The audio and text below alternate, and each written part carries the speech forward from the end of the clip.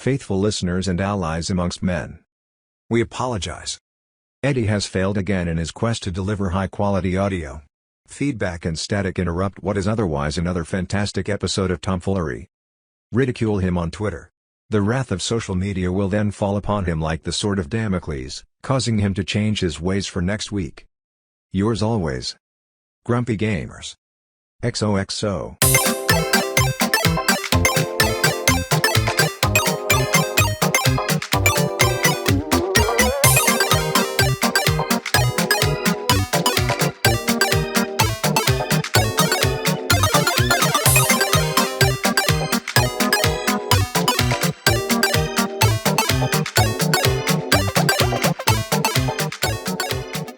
Hello and welcome to Grumpy Gamers. You're here with me, Pete, and along with me I have Ben. Hello. Kirk. Hello. And Eddie. Hello.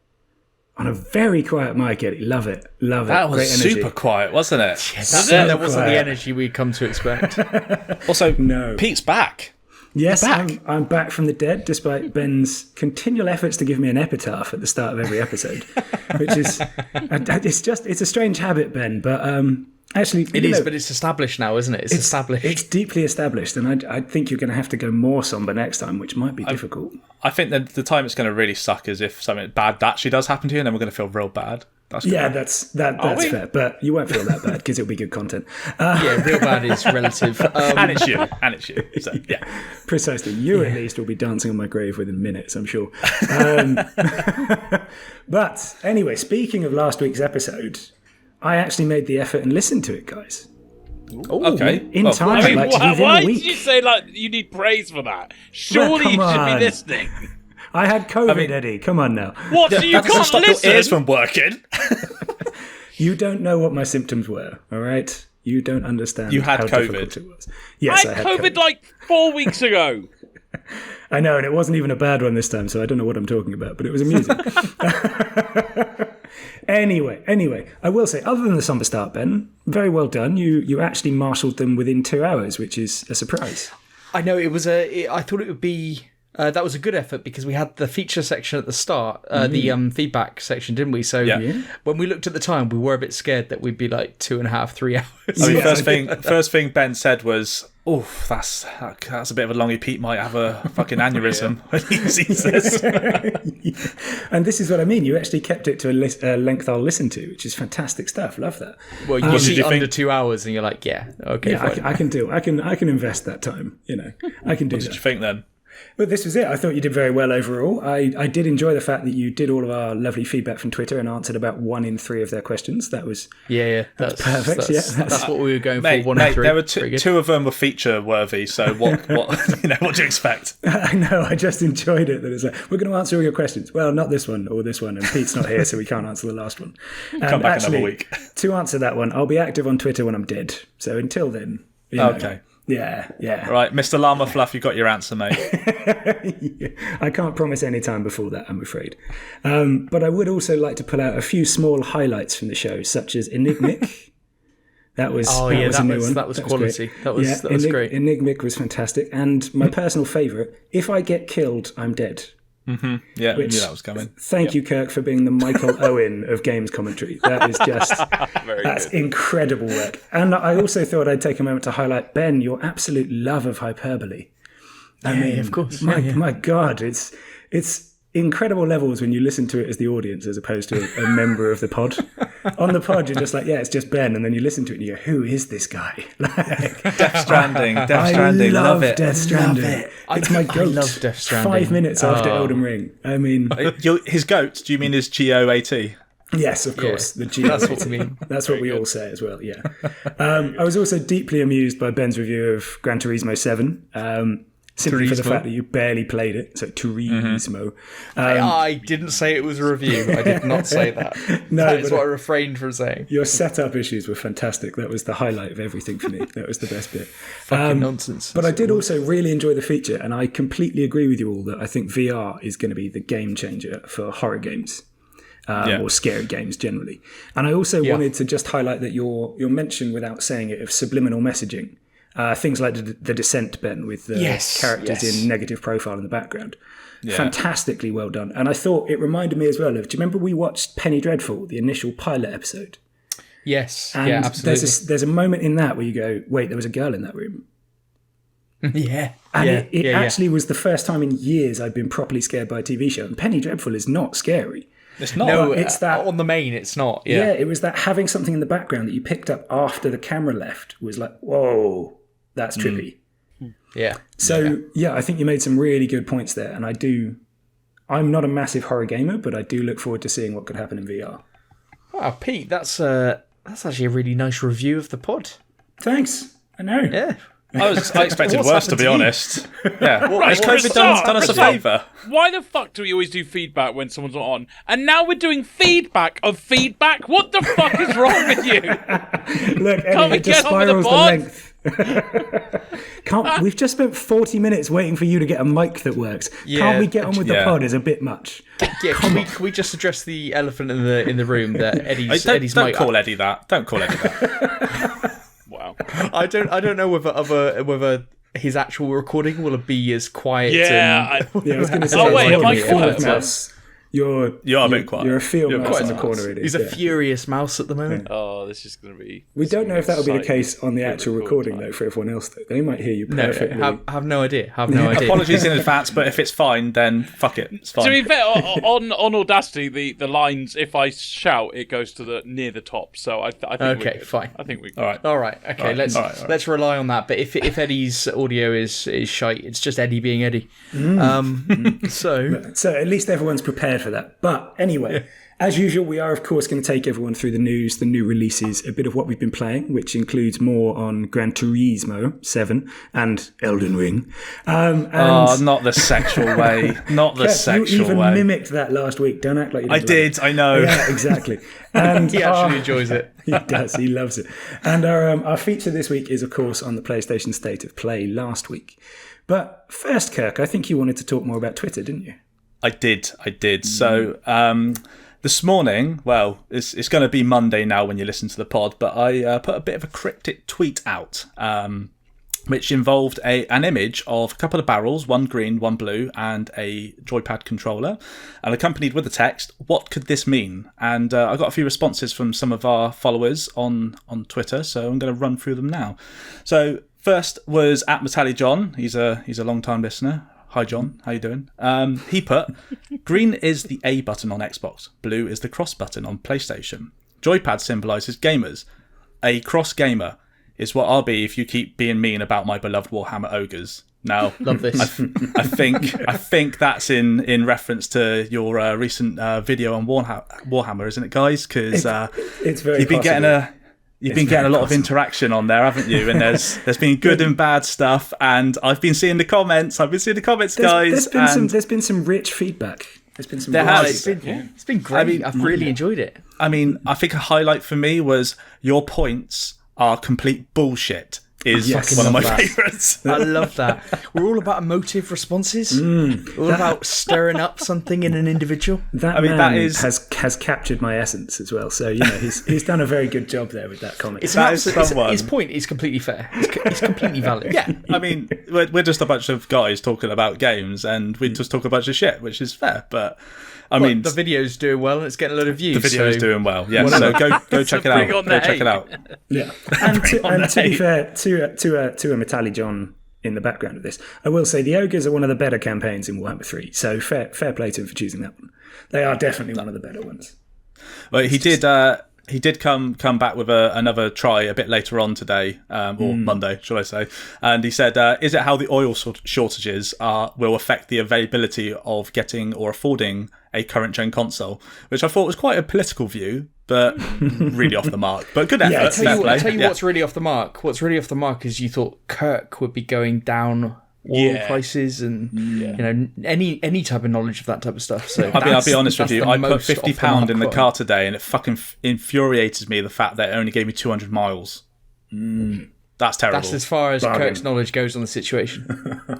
Yeah, I don't want to go into the nitty-gritty. We're a gaming podcast. Come on, guys. You don't want to get yourself involved in it. Go. I don't want to look stupid. Is what I mean. Keep your powder dry. Keep your powder dry, mate. I don't understand what that means, but okay. Speaking of political views, at Mr. Lumfluff, he actually came back with oil prices out of control or climbing. So, Goddamn climbing. You know, he doesn't like climbing. Neither do you, Ben, do you? No, absolutely not. No. Peas in a pod. Fair. We also had TE Gamer UK, which is the Essential Gamer UK. He put your newest ebook title, Shoot the Barrels, A History of Barrels in Gaming, which, again, another out there response, but not right. Far from it. I'm wondering how he knew I was doing this. But no, it's fine. There's nothing like that out there. Yes, Pete, you missed little author, you little author. We also had at WTFDY pod again. He put green fans and blue fans in toxic barrels, console wars, and you're going to wrestle for the brand you love the most. And said it's not actually a bad idea for a feature again, but you know, he's given us a lot of those lately, hasn't he?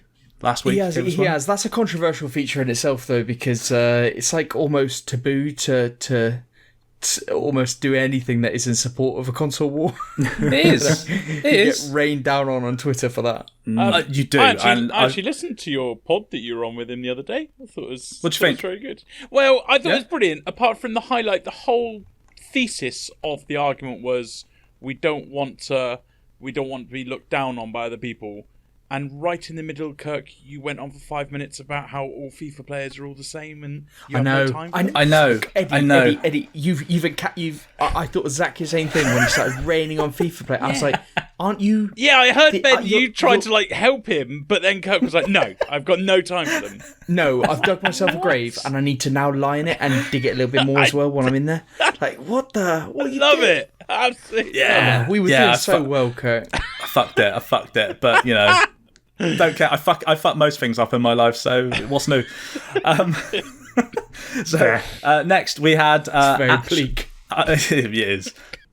I don't know how to pronounce his name because it's got a V in there where I don't think it should be. Just go with Shuffles. Just Shuffles. I think it's Shuffles, isn't it? He put it's this, isn't it? And then he linked to a movie poster of Teenage Mutant Ninja Turtles 2, The Secret of the Ooze.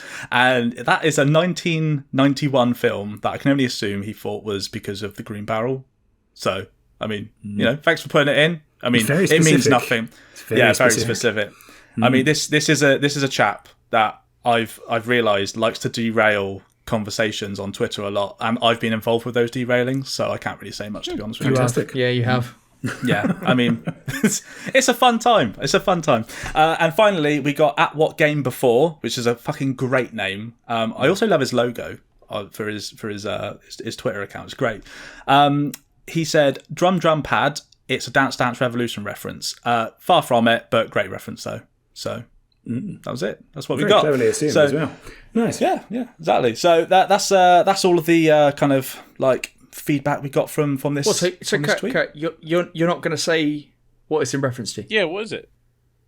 What do you mean? So what? You know, you put something out there. Right, yeah. Said, No. Teaser. Yes, okay. No, we're still teasing it. We're teasing it until next week, baby. So, you know.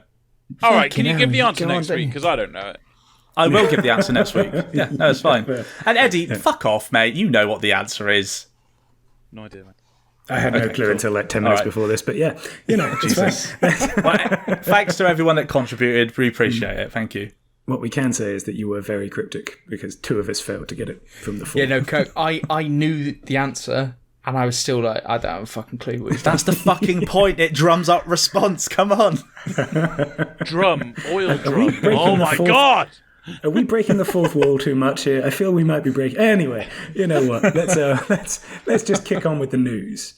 Let's go. And I can see here we have one that got left in the dirt. Is that just being left in the dirt? Are we not? I think it just should left be in left in the dirt. We just mention it. Maybe Warzone is coming to mobile. Yeah, who cares? Warzone's coming to mobile. Cool. There we go. Everyone's moved on already. It's fine. There we go. Yeah. And after that, I just thought I'd start the show as I mean to go on by mentioning Elden Ring. Because Elden Ring. No, I'm not going to do it every time, Kirk. It's got to be special. Come on now. All right, Jesus, you're Like overdoing it. You're overdoing it. Okay. Control yourself. Yeah. So I thought I'd mention this because a news article was dropped 4 days ago that Elden Ring had been completed in under an hour already by the speedrunners. And it's been out 2 weeks. That's impressive. It is impressive. Yeah, it gets better, guys, because it's now 29 minutes. Is that Distortion? I heard Distortion he'd done it under half an hour. Yeah, 29 minutes. Wow. Yeah. I heard he'd done it. Jesus. Yeah, it's insane amounts of time. Now, it should be pointed out that this is any percent, the style of speedrun. So it is massively abusing cheese within the games, as you'd expect.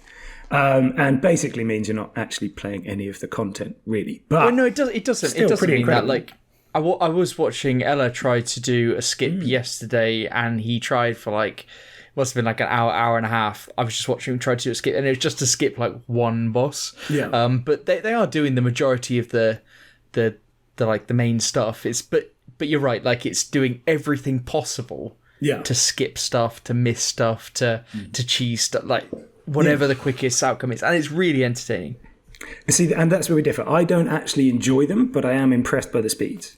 You know, it's an interesting thing to have done. I have no interest in following it myself, but I know you do. Yeah, I get that you might not, because it's not the game then. Yeah, and it kind of like lifts the veil on the game, if you know what I mean. Well, it's beyond even that. It turns it into just pretty much a platformer.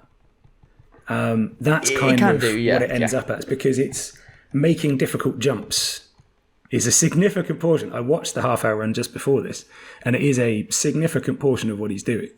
Some of the runs are, but they'll do glitchless runs and stuff like that. So yeah, well, that's it. We still have glitchless, and there's another type as well, isn't there? There's glitchless. There's no hit. There's all remembrances or whatever. There's so many different versions out there that people are doing. Yes, so much content.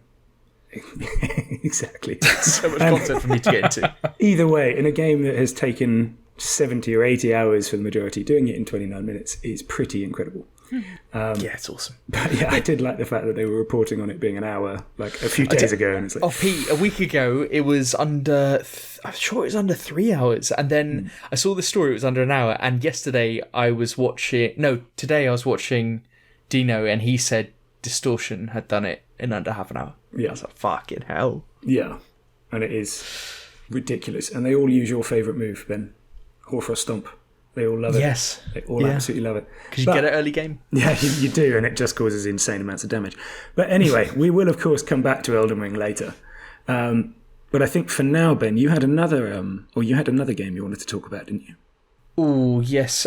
So this week we had a kind of Dead Space presentation. So the Dead Space remake has been confirmed as an early 2023 release, which is awesome, because I think we all thought it was really far away when we watched the presentation.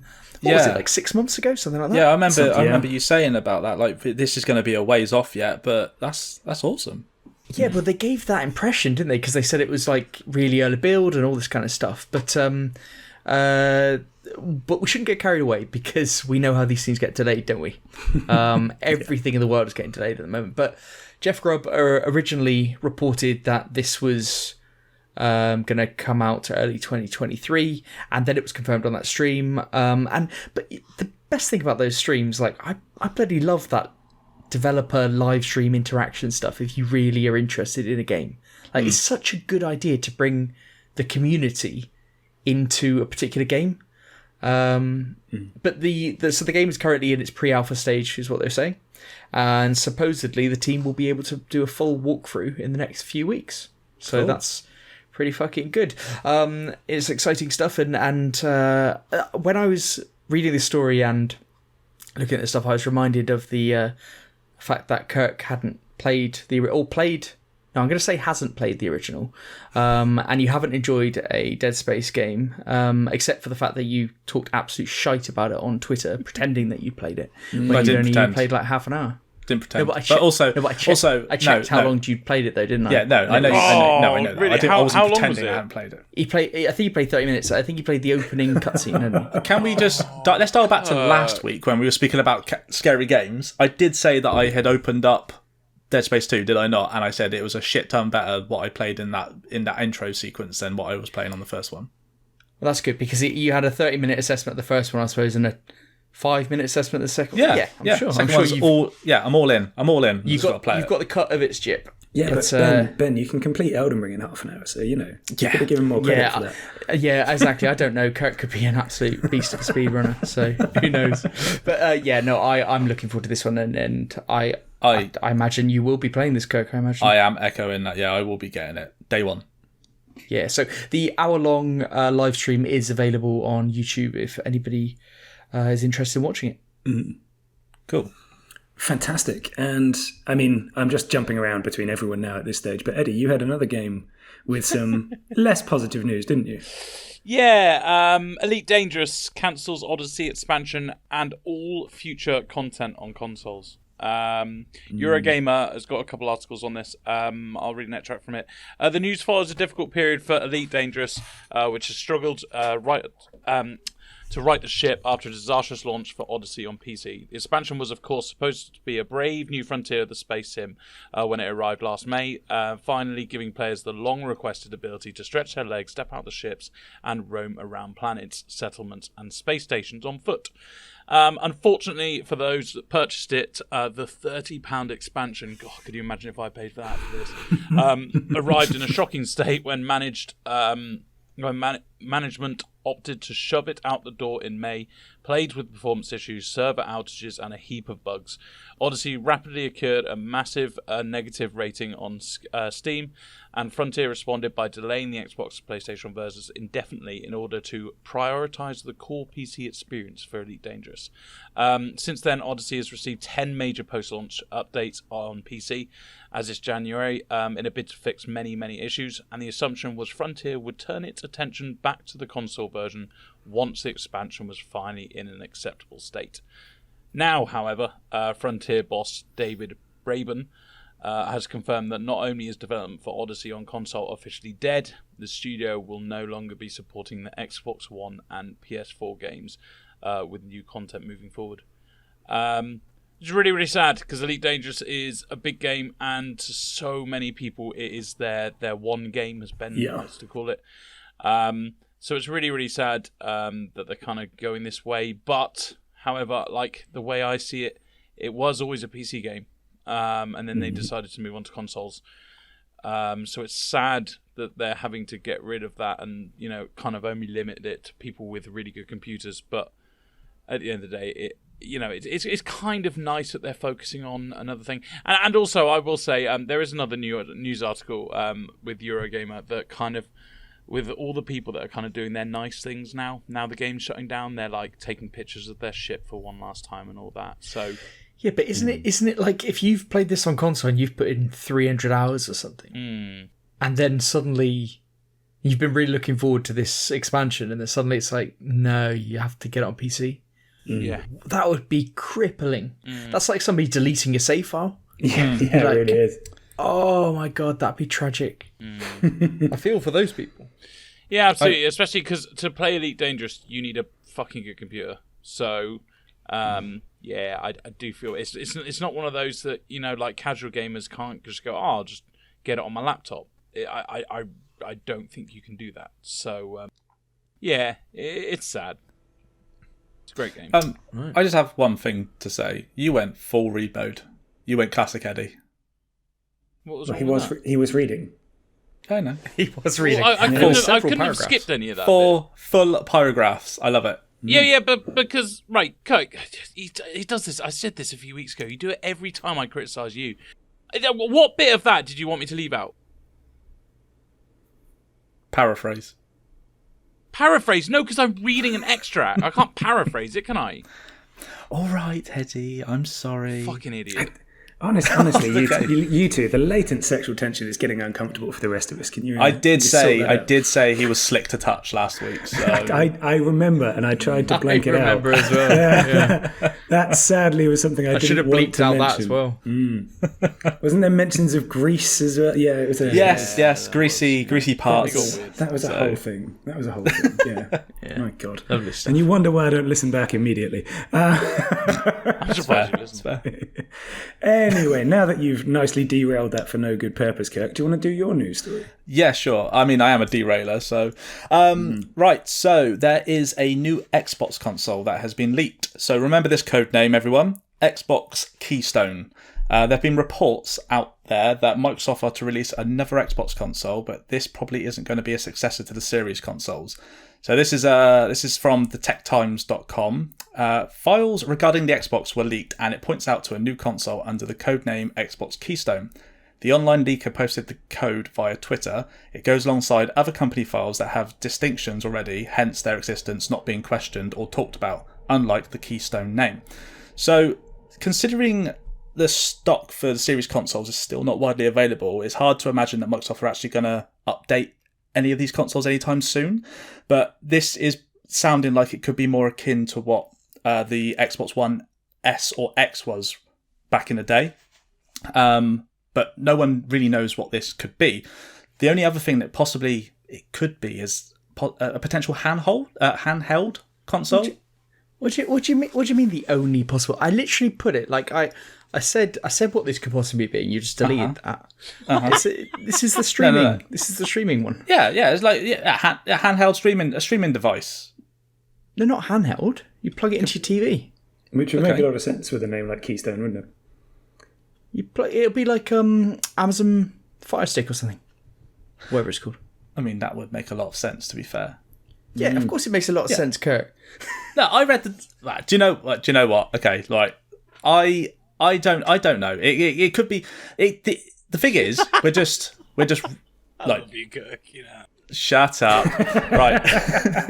We were looking at something which is, at the end of the day, there's nothing concrete. We don't know what it is. We're just guessing. It could be a handheld, or it could be a streaming thing. They have spoken about what they're planning on doing in the future, and Phil Spencer even said, what was it, some point last year, where he wants to get Xbox Game Pass into as many hands as possible. How do you do that? Okay, well, a stick would be a viable option then. Yeah.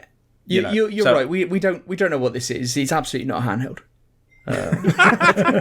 Look, no. In all seriousness, I do think if this is true, which we don't even know if we're thinking this is from the leak. It suggests, because it's amongst other console code names and stuff. We're suggesting. Yeah, there was Project Scarlet in there and other ones. Yeah, exactly. But it would make sense for them to have a Fire Stick type thing that plugs into your TV and it can stream Game Pass games. Yeah. Their main goal is to put Game Pass on as many, get into as many people's hands as Kurt said, to have Game Pass with as many people as possible. This is what can turn their 25 million subscriptions overnight into something crazy. Can you imagine what a Fire Stick is like? What, 30, 40 quid, if that? Yeah. So what do you price wise? Where do they price it?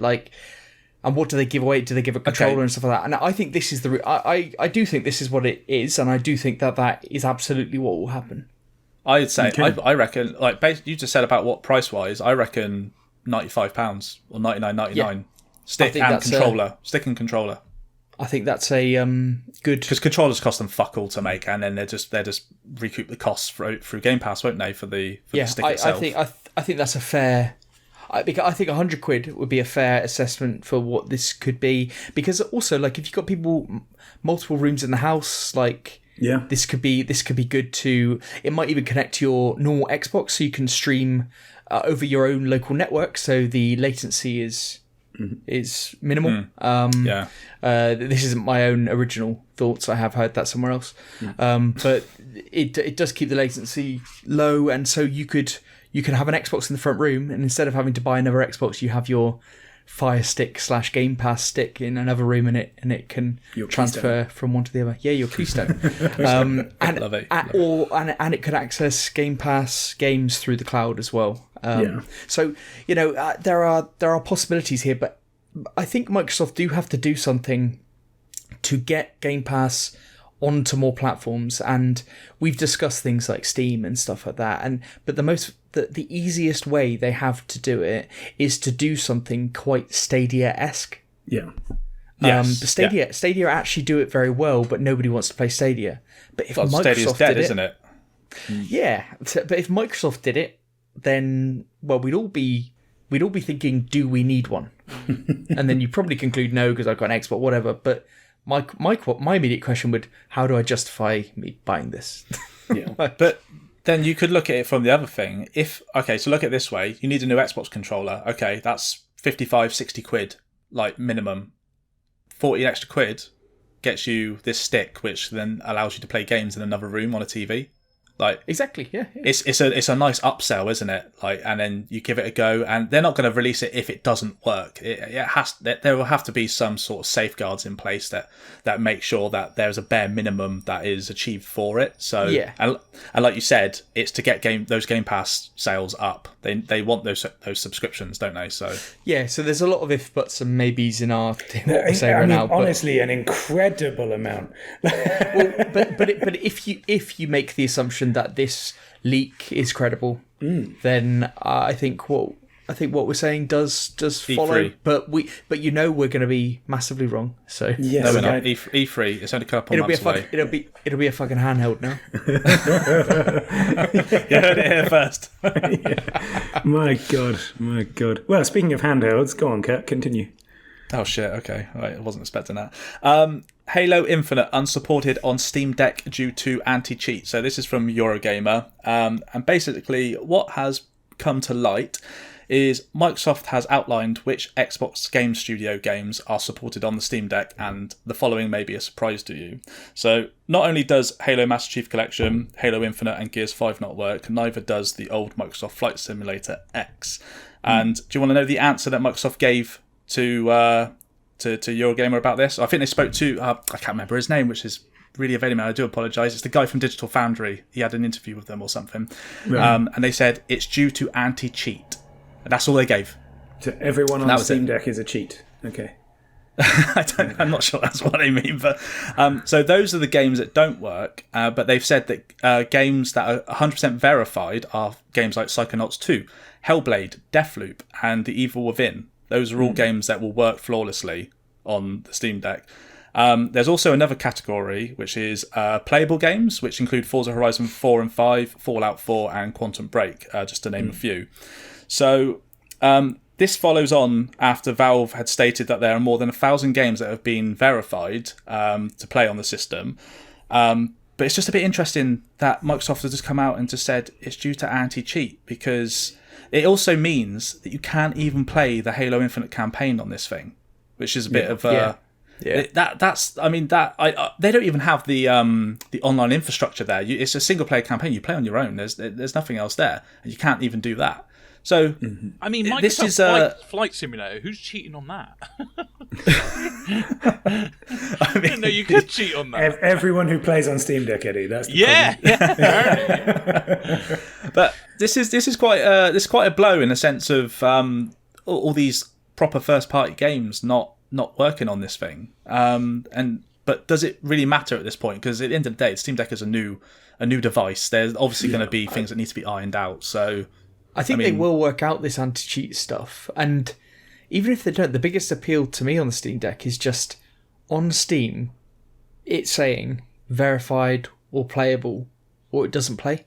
Like to actually have that kind of moniker to each game, I can then work around it. Like if I can't play Halo Infinite on it, I'll be like, okay, well, I'll do it somewhere else. And yes, I have the opportunity to play on other devices. So, but you'd think somebody who's buying a Steam Deck probably has other consoles and stuff, because it's more of a it's not more of a luxury. Yeah, exactly. It's more of a secondary, tertiary kind of console. But for me, like as long as I know what can play and can, I just don't want to go through the faff of having a PC game. Yeah, that's what I don't want. But I think there still is that. You know, I've watched a lot of reviews of the Steam Deck, and they have said, don't forget, this is a PC. Things will go wrong. Yeah. Yeah. So the only thing I find, the one thing I do find really interesting about this, just quickly, is the verified games, that they are solely single player experiences, right? The playable games like Horizon 4 and 5, for example, and is Fallout 4, that's got a multiplayer element to it as well, did it? No. Was that? No. It's got mods. Okay, all right, okay. So, but even then, it's a PC. You can put the mods on there, right? if you wanted to. Yeah, you should be able to. So it's just I don't know. There's something a bit weird about the disconnect, because the games that don't work are obviously huge multiplayer games, especially Gears 5 and the Halo series, but they don't work. But there are some multiplayer games that do work. So where's the disconnect? When is why? I'm pretty sure it's the anti-cheat, mate. Okay, I wonder if it. I wonder if these games play through. If you load Windows onto the Steam Deck and you just play through Game Pass, I wonder if they load and play, or whether this is just through Steam. I would think it's an issue with the Steam Deck proper, as opposed to. Do you think just Steam? Yeah, it's just the way they phrased it all, and the fact that they are treating the Steam Deck as a completely separate entity. I think they're referring to that itself. So that's fair enough. Yeah. All right. Yeah. Cool. Yeah. Well, there you go. Well, what a shame you can't play Halo handheld. It's not too big. The thing is, you've got to play that on a TV anyway. Yeah, exactly. You need that screen real estate. Come on. Yeah, absolutely. Yes. And then Ben, you had some in handheld news again. You had something for Switch, didn't you? That is a lovely segue, and that's what we missed last week. I think your segues were shit last week. And again, some of them were good, but you broke the fourth wall on pretty much every single one, which done in moderation works pretty well. But every single time, I tell you for why, because I didn't have the belief in them, and that's on me. That's on me, not the segue. That's on me. Anyway, right, Advance Wars 1 and 2 remake for the Switch has been postponed again until further notice due to recent world events. It was set to release on the 8th of April, but now it's just got an unknown date.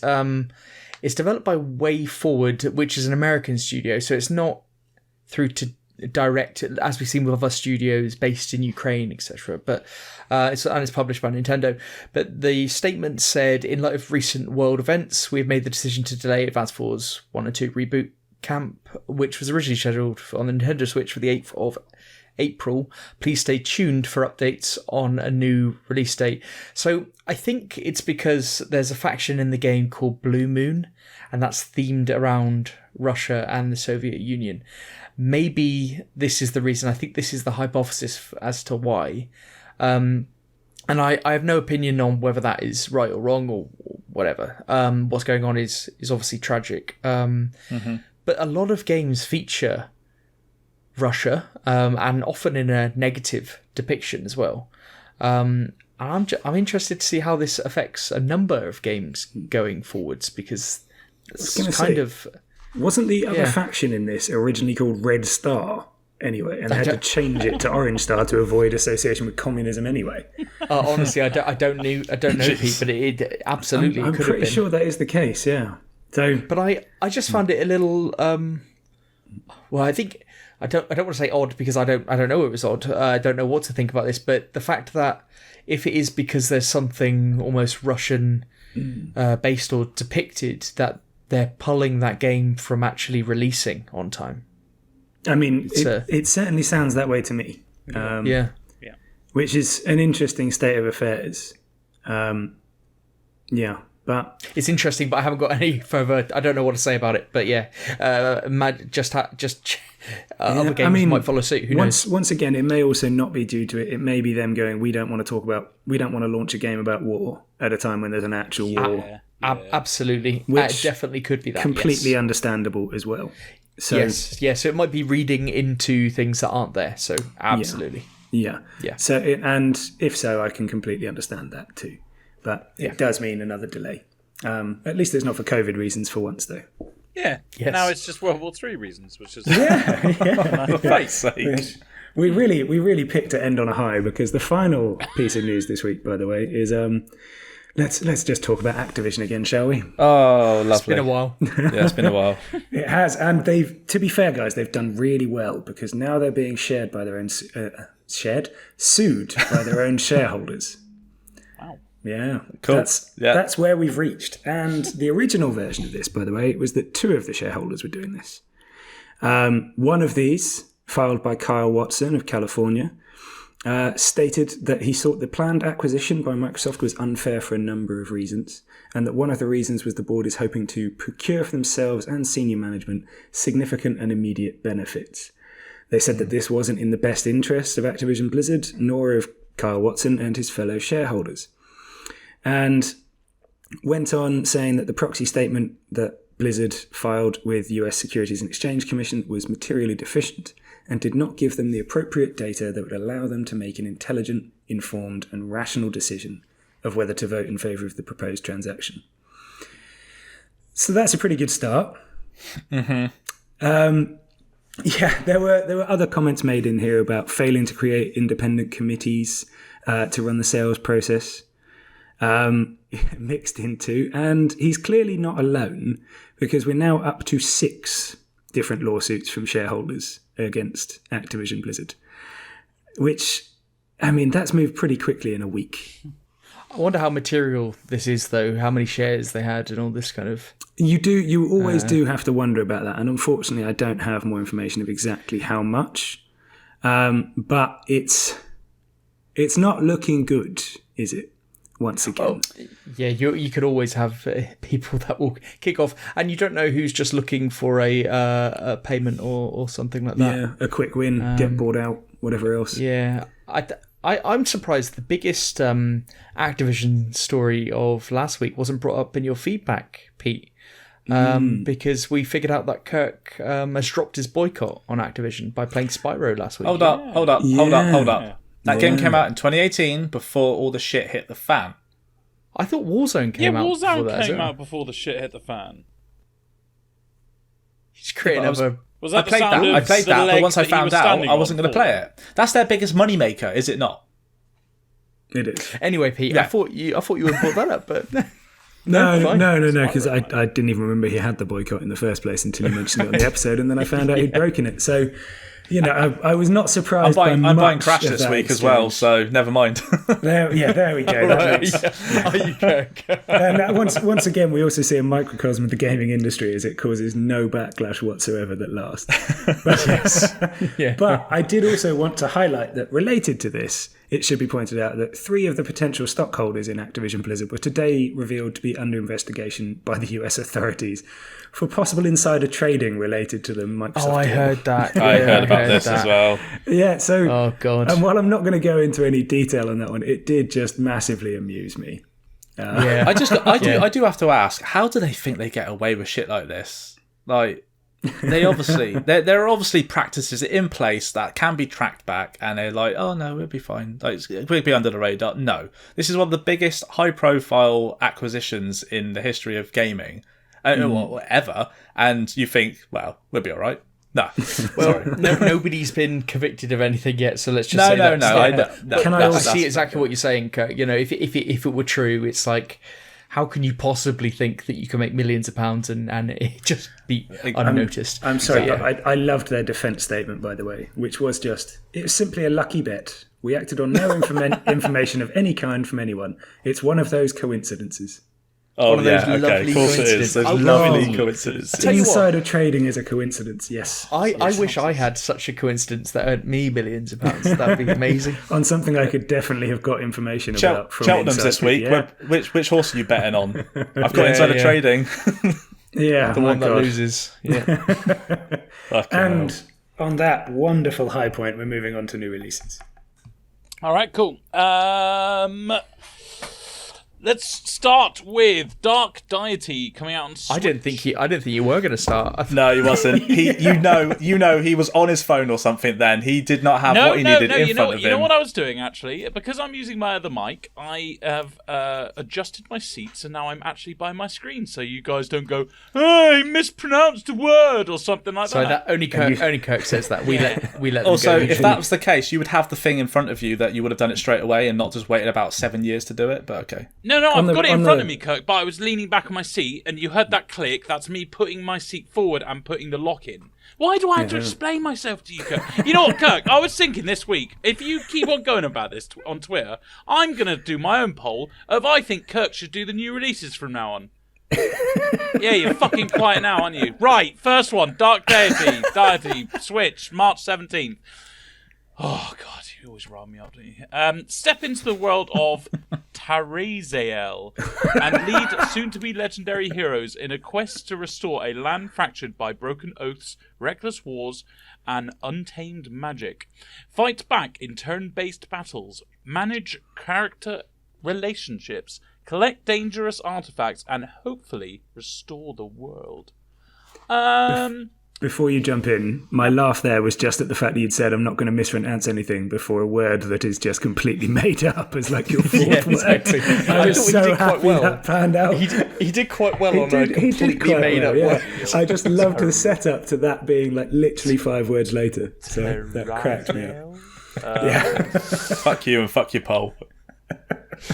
So the art style's a bit like kind of Game Boy style, if you know what I mean by that. If you don't look this game up, it looks pretty basic.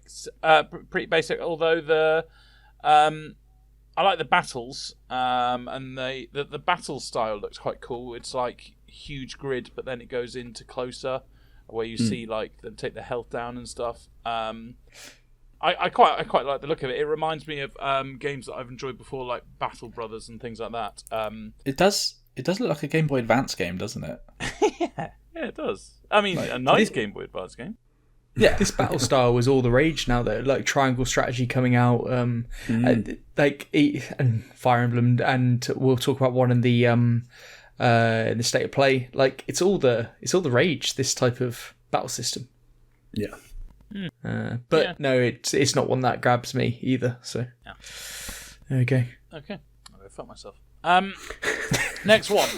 Persona 4 Arena Ultimax, coming out on PC, PlayStation 4, Switch, March 17th. The stakes are ultimate. The tension is maximum. The fight is the Ultimax!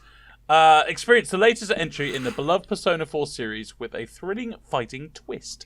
Join the heroes as they combat an army of shadows in the P1 Climax! Ben, this is, like a shitty little game, isn't it? You don't. I tell you what, if I liked fighting games, this would be right up my street. You love the old Persona 4 and 5. Fucking love Persona 4. I absolutely adored. You once said it was the best game of all time. That's what you once told me. True, he did. I very much agree that it is a very good game. It's probably my top 10. You can't agree with yourself, Ben. That's not what agreement is.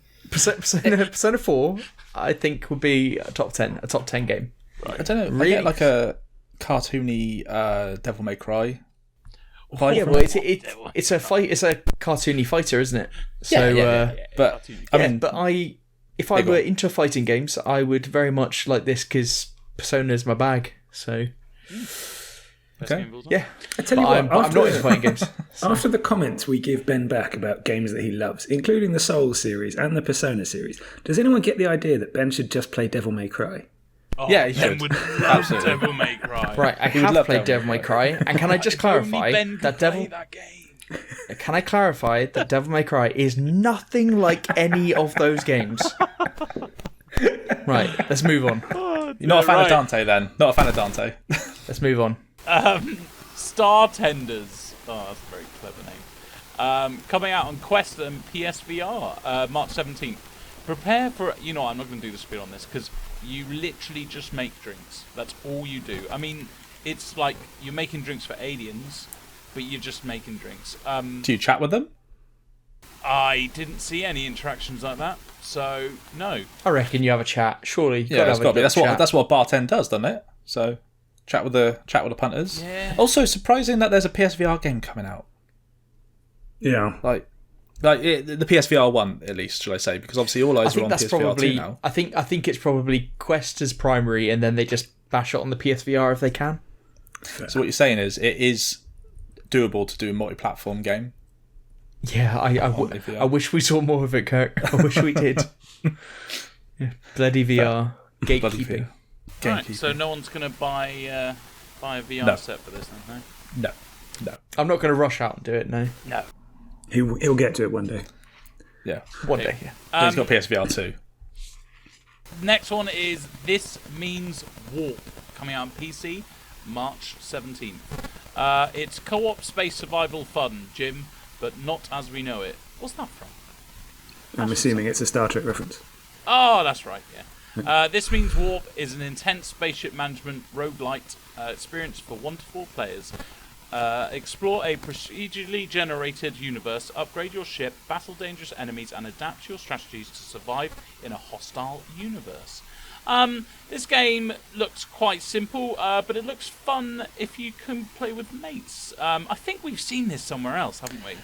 Do you know what? I was going to say, I swear to God, this is the game that we saw when we were at EGX last year, but then I said that about a game that we spoke about in the new releases a little while ago. I don't think it is, Kurt. No, I don't think it is either, but it's got that top-down view, hasn't it, with the rooms that you can see the walls for and all that kind of shit. I don't know. It's also got a nice... I think it's got a similar art style, but the art style I think is quite clean. It's quite cartoony, but it's clean, and I think this game looks really good. Yeah. Is that what you got? That's all I got. Okay. I thought I gave enough, Kurt. But obviously not. No, obviously not. No. Not for you. Yeah. I mean, look. It's not for me. Looks nice, but that's it. Brilliant. That's what I said. Yeah. Right. I've got one for you, Kurt. World Rally Championship 10 coming out on Switch, March 17th. Hailed by reviewers and professional drivers, and the standard setting off-road racing simulation has been reinvented. Reach the 2021 season podium, and to celebrate the 50th anniversary of competition, relive the highlights at the Wheel of Legendary Cars. It did come out on September 2nd, 2021 on PC, but this is for the Switch. It looks stunning, but it probably won't on Switch, because it's Switch. Rude. I've got 2 people in mind for this. I think I prefer this than the track games. I used to play rally games when I was a kid. Conor McRae, yeah. Oh, is that the one? Yeah, I think we worked out the other week. But yeah, Kirk and Ben. Ben, because a Switch fanatic, and Kirk, you like your racy games. You Do you know what? I actually feel like I should probably try and get back into some rally games, because I think I've probably got a bit of fatigue on racing games, like proper. The only thing with this, go for something different, right? Yeah. Rally. rallying is very much different to circuit racing. Sure, Yeah, of course. Okay, yeah. If you get fatigue for racing games, then there is literally no reason for you to be on this podcast. So you better shake that fatigue off right now, son. Okay, well, I agree with you that it probably does run like shit on the Switch. I mean, it does look fantastic. Why is the Switch getting... You know why. It's long in the tooth now. It needs an upgrade. We need the Switch 2. Come on. Long or Pro. in the tooth? Yeah, long in the tooth. Ben. Come on. Jesus. It's old. It is old. It's old days. But do you know what? I thought that the WRC series had died a death, to be honest with you. Obviously it hasn't, but Dirt seems to be the one that most people play these days. Yeah, that's the big one out of the rallies. It is the big one, but World Rally Championship, I mean, it's got decent reviews when it came out on console. I think it's got 70s and low 80s maybe. I think this is great for the Switch in terms of just getting more driving games on it. I know we've got Grid on the Switch, I think. Okay. But in terms of rally games, this could be this. I think this might be the only big player on. So more the merrier, I'd say. I do wonder how it runs. Like you say, I'm a bit more positive than you guys, but you would be handheld. You would be. Pretty good. That's because you'll put up with it just to be able to play it on your lap. I would also point out, Eddie, I like the fact that you mentioned it came out last year, because it also comes out next week for the US market on Switch. Oh, so that means you're going to fucking put it in next week, aren't you? Yeah, it's already there. I've also copied down the blurb for you to read again. That is.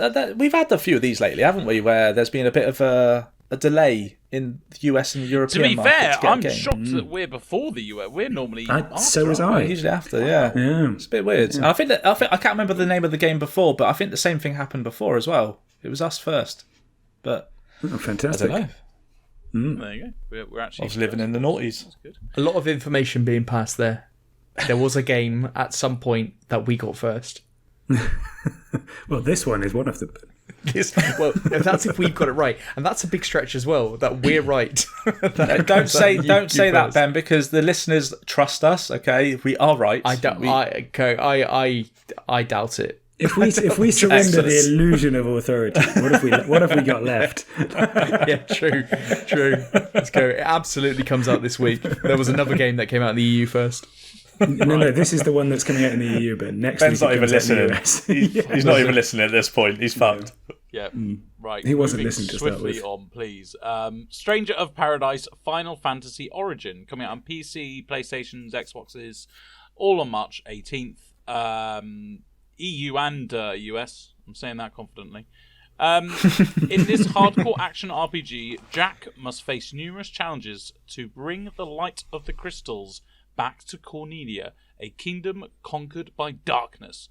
Will restoring the crystal's light usher in peace or a new form of darkness? You can play this with multiplayer, with your mates online. The combat looks good. I like what they've done. Like, you can have certain jobs, you can, with certain weapons you have, and you can like level up your jobs. And even graphically, I think it looks okay. What do you guys think? This is like the Final Fantasy Dark Souls one, isn't it? There was a demo that came out of this a while ago. I thought the demo got pretty panned, but I'm seeing reviews for this one being in the 70s and doing okay. I think the main thing that I remember this week was that one of their... I think they put in their notes on it or something that you don't need to get good. That you can change the difficulty. So a play on... I don't know why everyone's raiding on Elden Ring. But it was another raid on it somehow, like a passive raid. So that's the only thing I really know about it. Yeah, but it is a new Final Fantasy game. They've got a hard mode. I think they've got normal mode. They have action mode for people who like action games, and they've got a story mode where you can, just. So it's a nice way of putting easy and hard. Knowledge. Yeah, and I will say, Ben, I think the reason everyone brings it back to Dark Souls and Elden Ring in general is, and it touches upon the feature we had a couple of weeks ago on difficulty in gaming in general. And I think it's an accessibility issue. It's that you've talked many times on the show about respecting your time. Yes. And I think for some people, the difficulty in things like Dark Souls does not respect their time. They don't get the sense of achievement that we've talked about with it. I think it's more about just trying to get the marketing material in line with something that's doing really well at the moment. I mean, I think there's definitely an element of that in there too. But I think that's why it always comes back to the easy mode conversation with those games. Fair play, yeah. Is time respect. Yeah. Anyway, segue aside. Okay. Next one, Who Pressed Mute on Uncle Marcus? Coming out on PC, PlayStations, Xboxes, Switch, March 18th. An eccentric FMV murder mystery with a twist. Someone has poisoned Uncle Marcus. Uncover the truth in the yearly family quiz and try to save him before it is too late. So this is like a murder mystery game where you have to like gather evidence and then you can accuse people. But it's kind of like it's a movie game. So it's all like real people and actors. And it's kind of, you make options. It literally looks like one or two options each time. Like you can press them for answers, or you can like Bandersnatch. Yeah, I was going to say that. Yes, yeah, like Bandersnatch. Yeah, but I used that comparison to that horror game a couple of weeks ago, so I don't want to. I tried to play Telling Lies on Game Pass, which is like what I thought was a similar type game in terms of people, actors, and all that kind of stuff. Yeah. But it was more of like controlling a PC and opening files and trying to work it out, and it was just way too much. Fun. I did try it for 15 minutes and just closed it down. Never play it again. But did you close it down for real, or did you close the computer down? I think you have to close it down on the screen, and then it exits the game. I don't know. But this sounds more up my street if it's just like a Bandersnatch left or right kind of thing. Can I just say on that? I reckon, Ben. Yes. On that, yes. Yeah. On that premise, I loved Bandersnatch. I thought that was great, but because of the medium that it was being used to tell that story, which was just a Netflix film that you interacted with, this is a game that's coming out on the Xbox or the console, should I say, and you're buying it because it's a game. I don't know. I just feel there's a weird. I don't. That's a good point. It. Do you know what I mean? Do you get what I mean? That's a good point. Because it's so on rails, it hurts. Like when it's this example, look at House of Ashes or something like that. That's very much on rails, but there's many choices and paths and all this kind of stuff, and that feels like you're playing a game. But if it's just a simple decision press A or B, and then you go to the next bit. Yeah, I think that's a really good point. It's just something I thought. I don't like these kind of these games which have like film produced content on them. It just doesn't sit well with me. They seem to be becoming more thick and fast, though. Have you noticed? It might be because they are quite enjoyable to watch someone stream. I honestly, I loved watching Ben play. Was that one that had more House Ashes? Yeah. To be fair, it was enjoyable in that respect, for sure. But like personally, no. But yeah, okay. I think again that there's a big market for that sort of interactive movie kind of thing, isn't there? Yeah, so, I think it's growing because I mean, how many? If you told this time last year, I wasn't talking about this kind of game at all, but we've had 2 in 3 weeks, I think. So yeah, very true. Moving on. Rune Factory 5 coming out on Switch March 22nd. A fast-paced action RPG combat. Venture into the vast, vibrant wilderness with the friends from Rigbath by your sides to unlock powerful and stylish link attacks that encourage teamwork and strategy. This one looked awful. But then I could see you can plant crops and do little side quests like fishing. So now I'm all in. Pre-ordered my Switch. This looks like a Japanese attempt of mixing Final Fantasy VII with Pokemon to me. But I love games that have got the little side questy things in there. Ben, have you seen this one? Yeah, I think it's got a cult following. The Rune Factory games. You know, I've never played one, but there've been 4 others, so you know, it's done all right. But I think Rune Factory 4 was very successful, and I think, you know, good reviews and stuff. And I think there's a cult following that are very excited for this game as well. Yeah, cool. Okay. I think if I had a Switch, I would probably play it. Genuine. Yeah, fair play. But that's just me. Yep, that's it from new releases. Pretty bad week for games. But you know, with the amount of amazing games we've had in the past, probably like 4 or 5 weeks now, I'm gonna say that's fine.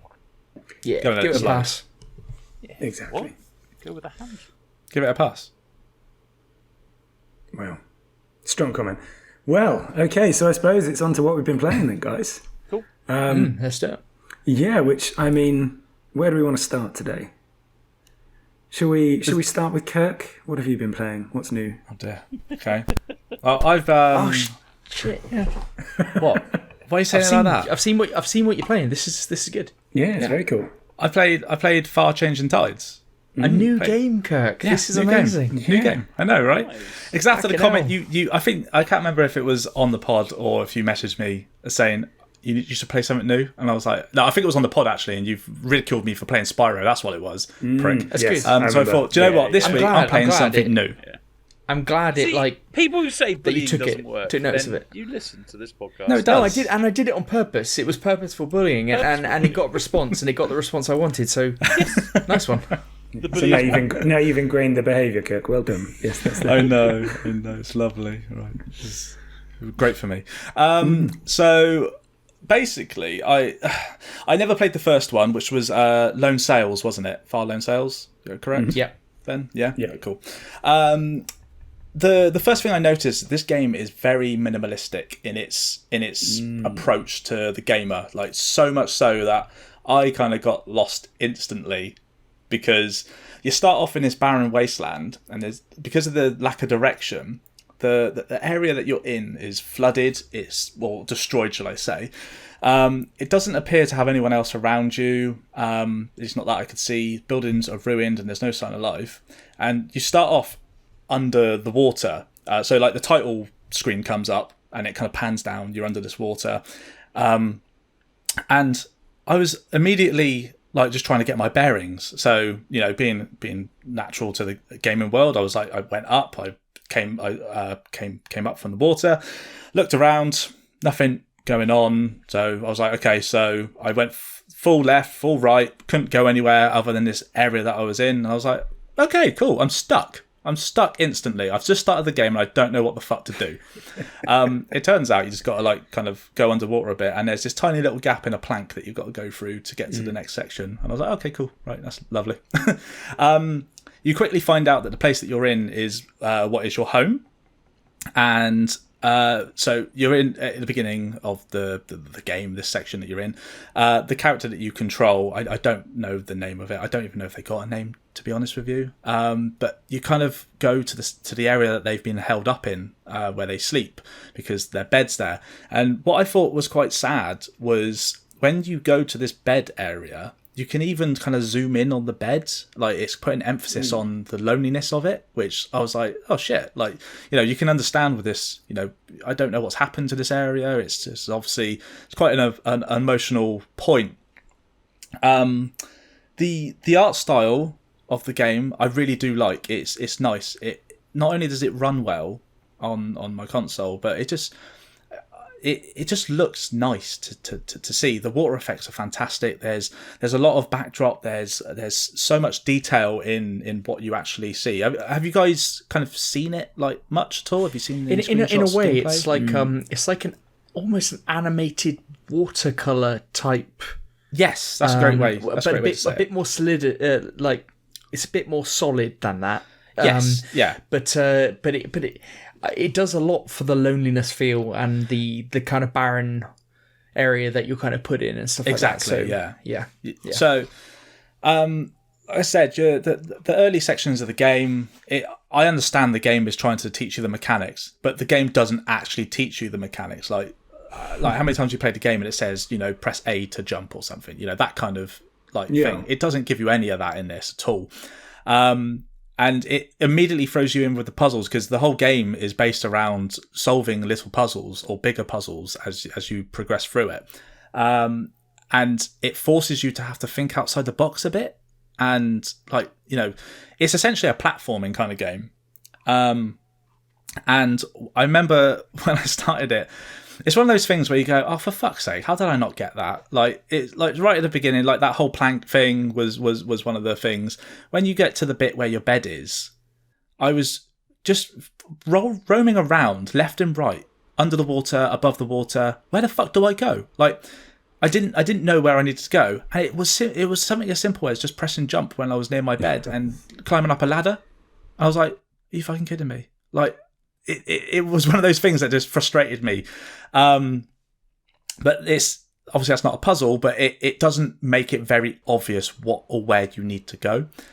You eventually get... sounds... Oh, sorry, Kurt. I think that sounds quite similar to the first game, in so much as the little puzzles that I got stuck on were not because I didn't really know what to do. It was because I tried the solution, but it didn't work, or it wasn't working. I didn't think I fit through there, or this didn't go in the right place or something. And you're right, it doesn't tell you what to do. You kind of, it's an exploration game that you're exploring your kind of own surroundings to say, how do I get this game moving? Yes, and exactly. In the first one, it was just like, I just know I have to go to the right of the screen, but I don't know anything else other than that. That's exactly it. Yeah, exactly. The thing that you were on in the first one was like, it was a land-based machine, wasn't it? Was that right? Yeah. So obviously in this one, it's actually a ship. And the very beginning of the game, it's getting you to that ship. You have to put the ship together. When I say put the ship together, you find the ship, and then it's a case of putting up the mast and getting it to set sail so you can actually start leaving what they classify as home. And again, this is further teaching you mechanics. There are little blue markers that are very obscure, really. But they're the kind of things that you can attach things to, hold on to, that little indicator that this is something that you can interact with, but how you interact with it, you don't know until you get to it and decide what you need to do with it. Yeah. So you get to your ship, you go off, and then it's from when you leave home that you start realizing how beautifully crafted this game is, because it then kind of, you start setting sail. You can see there's a certain point with the wind that you can see. There's gusts of wind coming from behind you, which make you go faster. Or if you set your sails in a certain angle, they will go slower. Obviously, if you're trying to go for speed, you make it go faster. But there are points that you can just go to the front of the ship, and as it's a side-scrolling game, if you go to the front of the ship, what I thought was quite interesting is it actually pivots the camera almost like 25-30 degrees against you. So it kind of looks more in front of where the ship is going, its direction. So you can actually kind of see a bit more in front of you. Obviously, it never goes the whole way, but it's the whole point of like admiring the scenery around you, because again, there's huge backdrops, there's mountains, there are derelict buildings. I did come across a deer at one point that was just casually in the background, but that whole sense of loneliness is, you're like, okay, there's actually a living creature here, but still, I don't know what my purpose here is in this game. Yeah. But basically what ended up happening, and I'm finding this a lot with certain games lately, and this is one of them.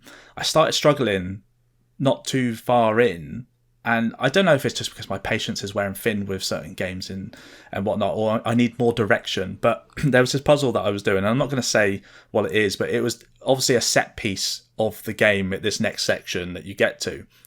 And for the love of fuck, I just couldn't figure out what I needed to do. I tried everything, and the thing is, it takes so long to do certain things sometimes that I was just like, this is really grinding on me now. I would like to carry on with the game, but there are certain animations that are happening, certain things that I've got to do that I'm just like, I don't want to. Like, do you know what I mean? And I do know what you mean. This type of game is all about immersion, isn't it? Yeah. And that can take you out of it. Sinking into it.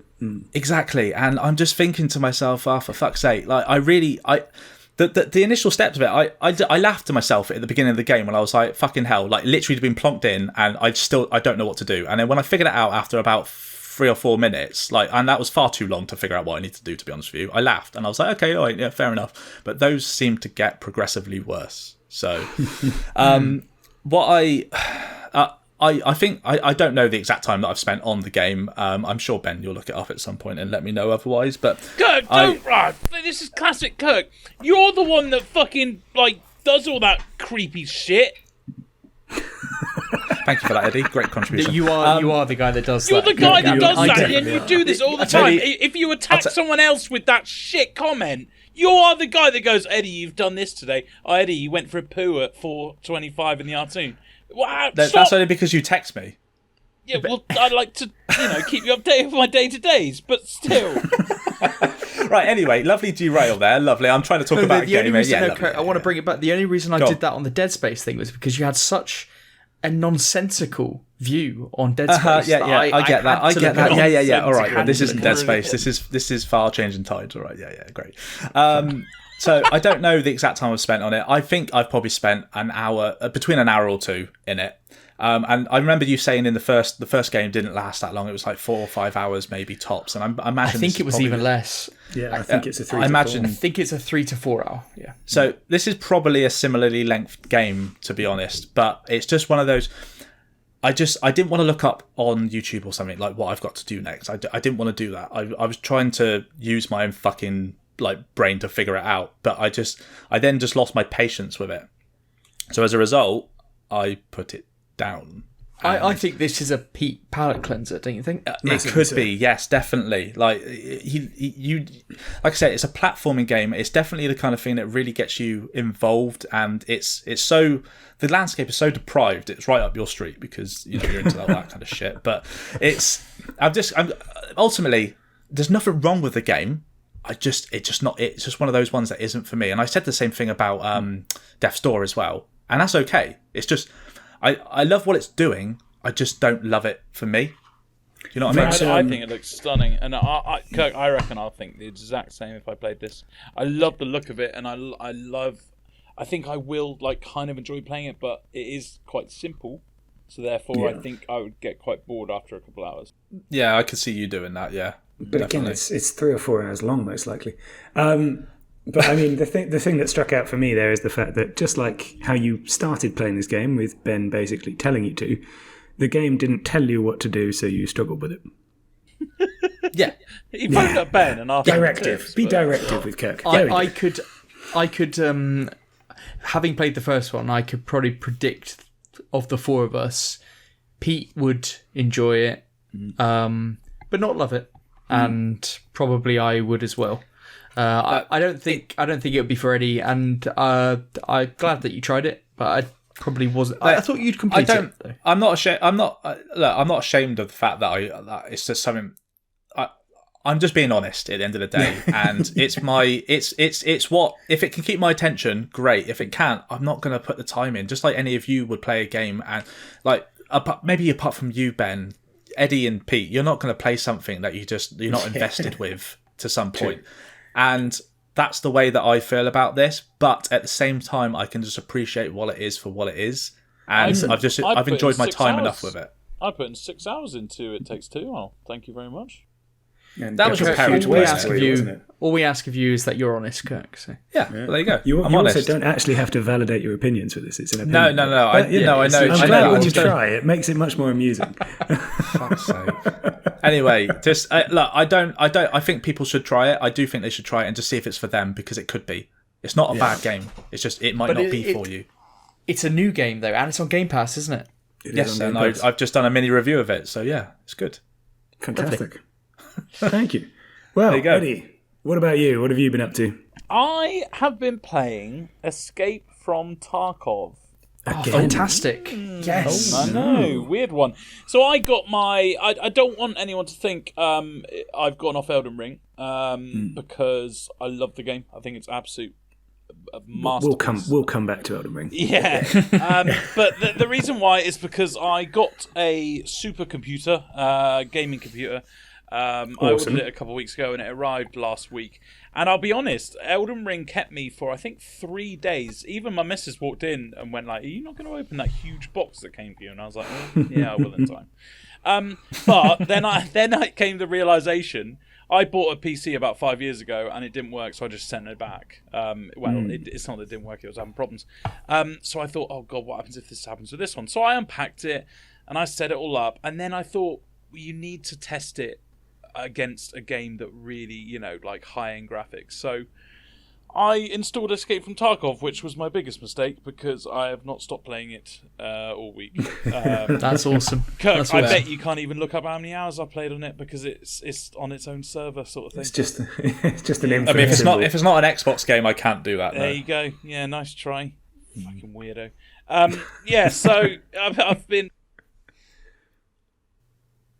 He's gone. He's been. Is he gone? He's been and mic's gone. gone. There we go. Yeah, Right, yeah. that's This that is the teacher. problem. When he hasn't got a proper mic and he's using that crappy little thing. This is what happens. He has. Yeah. Crappy that was. little thing. What's Yes, there he is. There he He's back, is. baby. that crappy little thing? That crappy fucking piece of shit. Talking about my Mike. lovely headset mic. I love this thing. It's great. I can actually lean in and actually read the text so I don't sound like a fucking idiot. And have Kirk going, yeah. Anyway, getting back Carry to on. it. Escape from Tarkov. I won't go into it because I talked about it. You know what? When I looked at my last notes of playing it, I played it exactly a year ago. Well, I talked about it on the podcast, I think, on the 3rd of March. There you go. Nice. That's quite romantic. Yeah, so I'll say a little bit about it for not only Kirk, but for our listeners who haven't been listening to us for a year. And if not, then you need to go back and listen to all our old material. It came out in July 2017. It's still in beta now. It's a what do you call it? A multiplayer first-person shooter. Yeah. July 2017. Yeah. Okay. All right. Thank you. Yeah. All right. 5-year beta. Lovely. Long beta. Long beta. Yeah. Long like beta. Rimworld Long level beta. beta. It must be Yes. games that are in beta a long time. I just fall in love with. It's a bit weird. But yeah, it's a multiplayer first-person shooter. But it's at the end of the day, it's very much single player. You go into a map, you kind of loot, you do a mission or whatever you do in the map, and then you get out. It's like Vigor. Yeah, Ben, I think you played Vigor, haven't you? Pete, Yeah, you've I've played heard of it. Vigor. I messed around with it. Yeah, it's a much better version than Vigor. I think even the creators of Vigor will say that. But Vigor was like designed as like this free-to-play game sort of thing. So Yeah. I think it's fair enough. I stopped playing this because I had some really bad problems. I don't know if you guys remember, but I had some problems where even though I had it on the lowest graphical settings, it would stutter just now and again. And in a game like this, where it is so competitive, if you stutter in the middle of a gunfight with someone who has been playing this game for 400 hours, you're going to lose every single time. So I stopped playing it because I was just getting more and more frustrated. But I've loaded it on my new computer. It's running like a dream. It looks incredible. And I'm absolutely loving it. It's the realism of the game, the fact there's no HUDs there. You can hear all different types of footsteps. You know what? I even watched a video that said, like, oh, if you're in this map, listen for these kind of footsteps, because that means they're on this level, that means they're on this material, all that sort of stuff. The health, the way you have to... I made the old mistake that I remember last time, of you've got so many different bits of things to heal you. I just took the wrong things in. I broke my leg and I was trying to bandage it with a bandage. Now, before you laugh, every other fucking game does that. I mean, how many games have you, like, snapped an arm and you've gone, pour some water on it. Yeah, pour some water on it, or eat a sandwich and you're absolutely fine again. But no, this game doesn't have that. It's all the realisms. And I think I'm also loving it because I'm so bad at it. I honestly, I think I've got out of the map probably 1 in every 5 times on average. Honestly, I die all the time because I get greedy and I get grubby and I try and go to one more thing, or I try and kill one more person, and I'm absolutely loving it. The question is now, am I ever going to go back to Elden Ring? I think that's the question. Well, I tell you what, Eddie, I've played a fair bit of Vigor, and my biggest problem with it was actually the opposite to what you're saying, because I used to go into a map, like pretty much loot one building, and they go, that's enough for me. That's enough. I'm out. I get out so quickly because I just didn't try. I tried to avoid all combat at all costs. Yeah. So in this, you've got all your different types of backpacks. You've got different types of, those, I don't know what you call them, the chest things that soldiers wear, where they put their magazines in. Do you know what I mean? Like the vest things. So you've got all those types of things. And, of course, you can put bags in bags. So there's always that one more thing. Oh, and, of course, you can put, like, a weapon on your back. You've also got a pistol holder. And there's all the items on your body. So you can absolutely load yourself up like a fucking donkey. And that's the problem. It's about how greedy you are. And I'm a greedy little goose, so... There's been a lot of goose references. I noticed this last week as well. Oh yeah, I made a few goose references. You made a few gooses, yeah. Loosey goose, scaredy goose. Loosey goose, scaredy goose. Yeah, I think greedy goose. The goose is on the comeback. I think greedy goose is probably the best one. I don't know about scaredy goose and loosey goose, but Pete, haven't you been playing Elden Ring? Yes, I have still been playing Elden Ring, and I was very sad to miss out actually on the discussion last week, because obviously you'd thrown some significant time at it, Eddie. And no, well, a spoiler for Ben here, but the fact that he's completed the game in the last week as well. So yes, and I mean, I'm not that far behind you. I think I've got 4 story bosses, maybe. Yeah, you're not that far behind me. I think you obviously had a week off work. You caught off quite a bit with where I was at, but massively. You've just spent a lot more time roaming the world. Well, I think we probably spent comparable time, but I did a lot of mine earlier on, and then I just basically did the boss rush through to the end.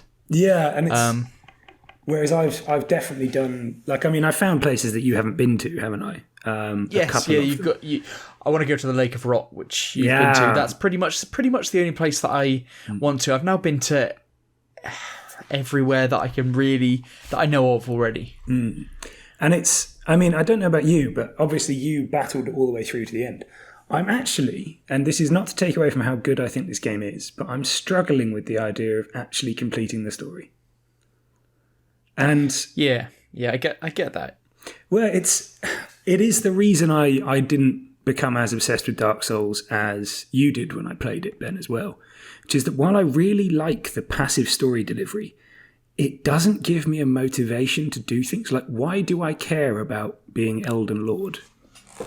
Yes. For one thing, even the most basic enemy in this game is called the Commoner. So you're like, right, so even the random people who live here want me dead. Everyone. Do I think that's going to improve by becoming Elden Lord? Like, what benefit is there?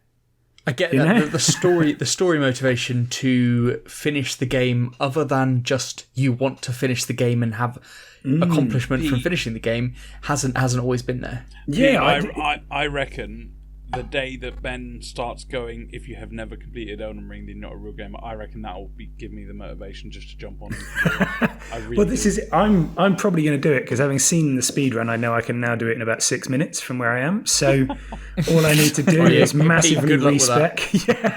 And the worst thing is I need to get so much better at platforming because my biggest killer is geography. But no, it's the only struggle for it, and it's the only reason that it doesn't sort of pass things like The Witcher 3. It sits alongside them, but it doesn't become a separate echelon for me, is the fact that there is really, like, there's no nice people in this game. There's no one you actually are doing this for. You're not like, I mean, the nicest place in the game is Jarberg, and even they will kill you if you get too close to them. And that is literally a village of living jars. Like, that's the only nice place in this world. You know what I was really happy with, Pete, is when on that, quite near the beginning, you find that guy who's like, "Oh, can you help me with my castle?" And I was like, "Oh, yes." And then he was like, "Do you want to become a knight?" And I was like, "Yes, this is going to be amazing." And then he goes, "Oh, actually, no." Yeah. I was like, "Fuck!" I thought this was going to be like a whole side thing. Like, I get to roam the streets as a knight. Oh, that was it is essentially just go. It's like Dark Souls. You go around, murder stuff, and take their gear. And even if you really like someone, you're probably going to kill them and take their gear at some point. That's the key. I do get what you're saying, though, Pete, that because the passive story delivery, it doesn't give you a reason as to, like, I don't even know why I was becoming Elden Lord. Yeah. And if all things being honest here, I'm a pretty shit Elden Lord. Like, the amount of times it took me to complete a couple of those bosses, Jesus wept. Yeah. Like, a very, very poor excuse for an Elden Lord. But it's, I just don't, I'm not, even when you do the game, in a lot of games you'd expect the story to be revealed, but I have played many of these games, so I know that's not the case. Yes. And I go outside of this and I find out the story myself, and it all makes a lot more sense, and you feel great about it. Well, so this is what I wanted to highlight, is I think there's a major difference between story and mythology.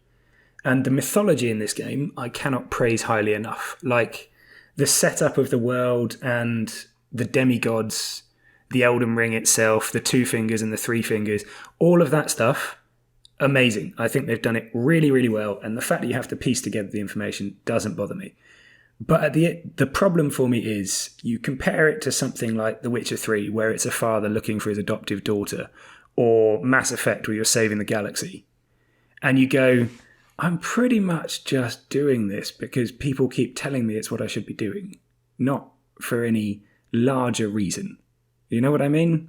I do know what you mean. And it's my only struggle with it. And really. I suppose that the question is in terms of what weighs more in terms of what you see as like the more complete package or what have you. I mean, for me, I had no real expectation over that coming into it, so it never factored into my motivation or my drive to finish this game. Of course, yeah. So actually everything else in terms of the world building and everything was just this wonderful, massive surprise that I just didn't even know would be there, and actually just made it incredible. Like, one of the best things about this Souls game, and I call it a Souls game, is the fact that you can OP yourself, that you can hyper level yourself. You can just go, right, okay, I'm really struggling, but I'll just get really strong. Like, I'll just get so strong that I fucking annihilate everything in my path. Like, that is an option available to you. Whereas on other Souls games, you could do that, but it's a grind. But this wasn't a grind. Like, to do that was not a grind. You just go to other areas, or you'll find this amazing farming spot where you're having real fun actually farming souls to level up with. So I didn't mind that at all. And when I finished it yesterday, I was just like, my girlfriend was like, "Oh, you please!" Like, she celebrated me finally beating that final boss, and I was just sad. I was just like, shit, like, oh, that's done, and I'm gonna play more of it, and I think I'm gonna do a New Game Plus. But it's like, for me, and this is probably my closing thoughts on the game. It's like that. I don't know when I'm going to see another game like that. I don't know when I'm going to experience another game like that where I'm so invested. And I just think, how has somebody made this? Like, the craft, like the areas, like the attention to detail. How is everything so good in an open world game like this? Like, when are we ever gonna? I'm never gonna play a game like that again. Yeah, and I was actually really sad after finishing it. It is that feeling of I'm not going to get to experience this for the first time again. But the good thing is you will be surprised in a few years, Ben, because there'll be something. We just don't know what it is right now. Yeah, I hope so. Yeah, so I can't check how long you've been playing it for either, because you played it on the PlayStation. I played it for 78 hours. Okay, I mean, you definitely got your money's worth for that then. Yeah, and I took my Why time. do you sound with so depressed? Yeah, because it's over, Kirk. That's why. Okay. No. Yeah, I took my time with it, and I loved it, and I'm going to do more of it. But it's done. Damn it! All good things must come to an end, unless it's RimWorld. Yeah, unless it's RimWorld or any other story generator, which will be eternal and with you forever. However, I did also want to point out one of the massive, massive positives for this, and it is a very minor spoiler because it's just a name. Which is Radahn. Yes. And I wanted to focus on this because me and Ben had a very long set of text conversations about this boss. And he's already a significant feature on pretty much the entire community, isn't he? But for me, I think my thoughts on this boss in particular, and I wanted to raise him up, is because that's the closest I've ever seen to a World of Warcraft raid being done in a single-player game. Yeah. That experience, that one boss fight, conjures the same feelings as you'll get from a 20-person World of Warcraft raid.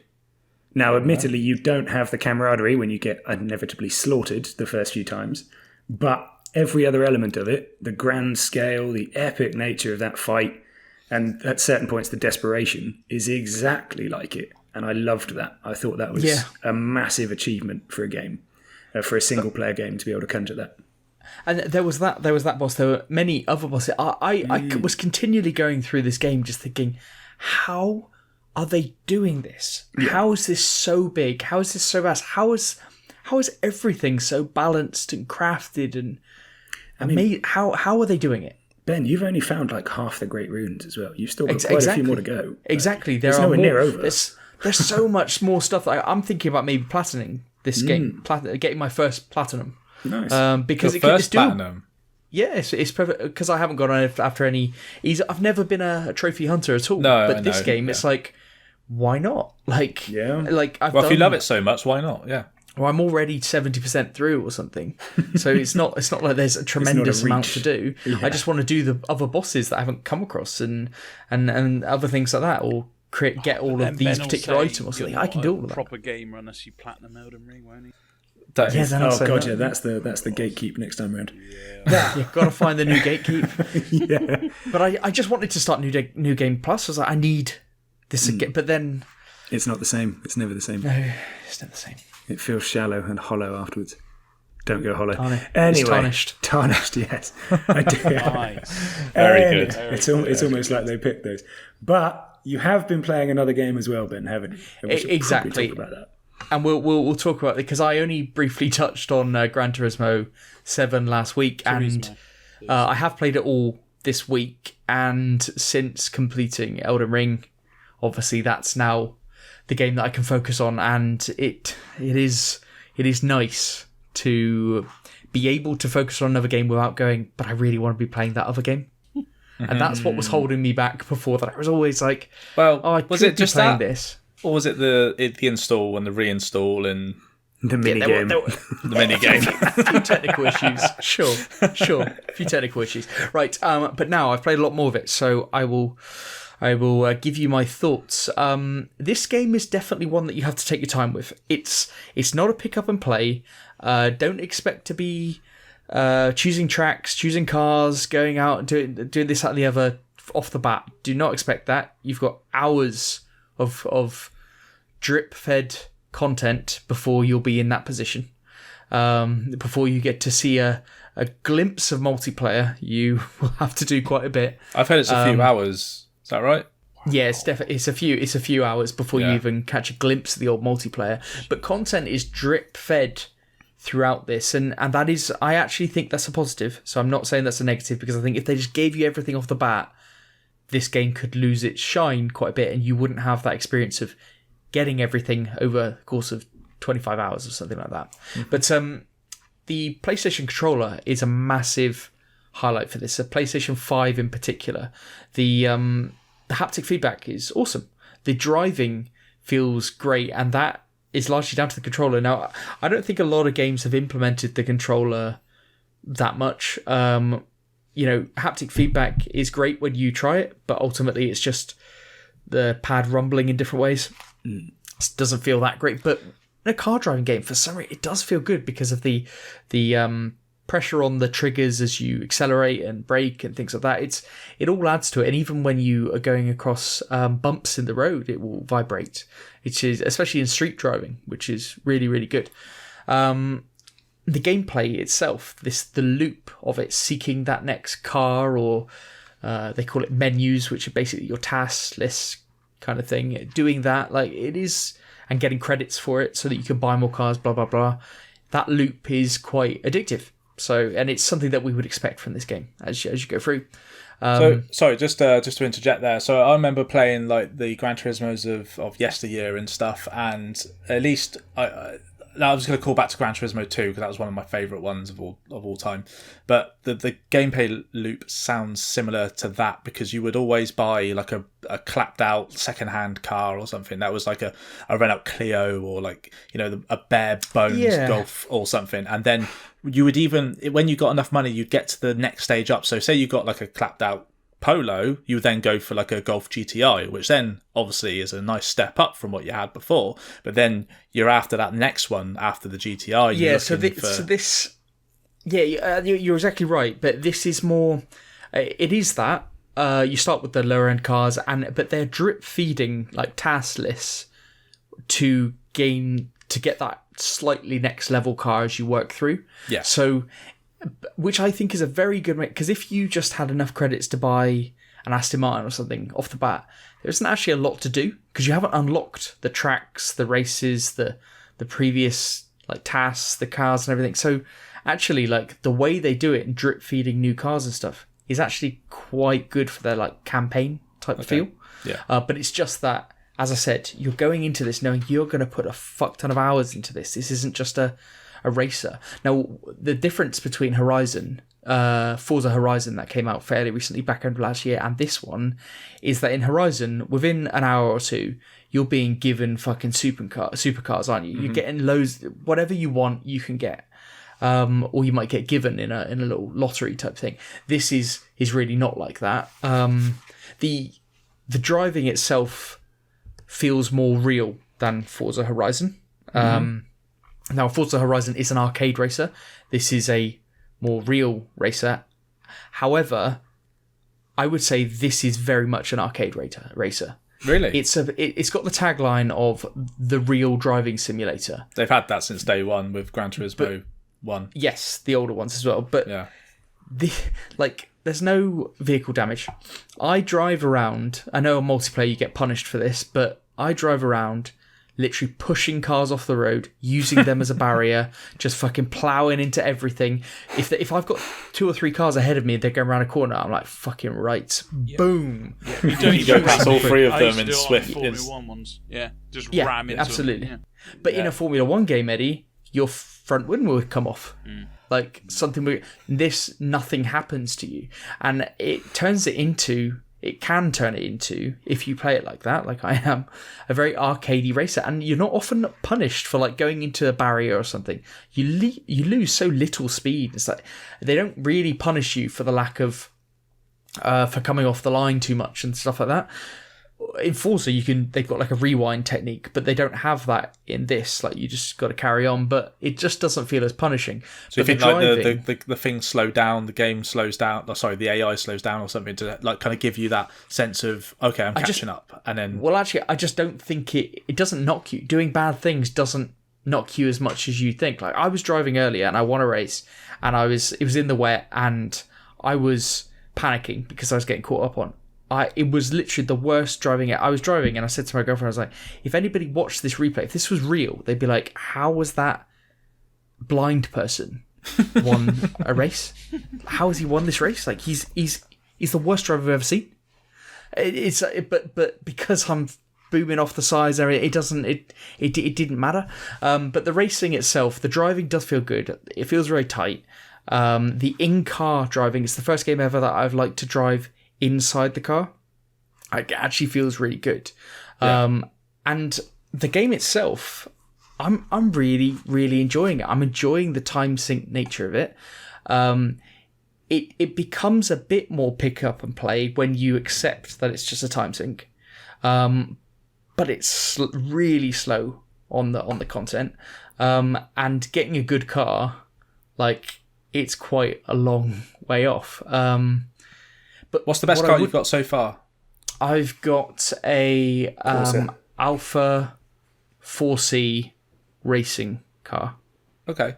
So I've got a racing version rather than the road car. Yeah. That's the best car that I've got so far. And to be fair, I shouldn't have really bought it because I bought it to enter some racing races as opposed to road car races. Yeah. And I entered it and I got absolutely demolished and I came last. And I was like, okay, maybe I'm not there yet.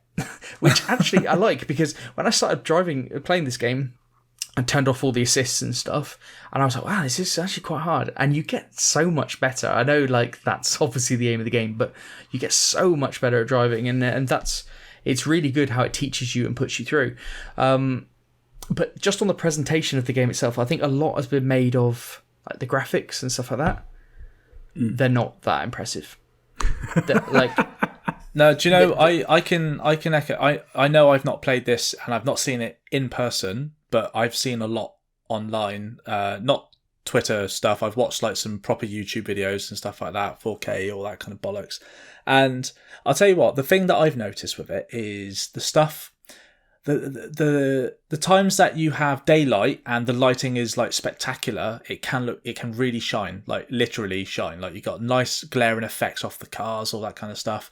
But I think the more dull kind of atmospheres, like when it's like raining or there's overcast or something like that, it really just dulls the whole game down and just doesn't look as graphically impressive as it should do. They're not afraid to have some overcast. And I was like, this really doesn't showcase the game in its best light. And actually, I think even in direct sunlight, like, it looks fucking downright basic at times. Like, because I drive in the car and stuff, and I don't know. I'm not impressed by it. And to me, the best way to describe it is that it really looks like a computer game.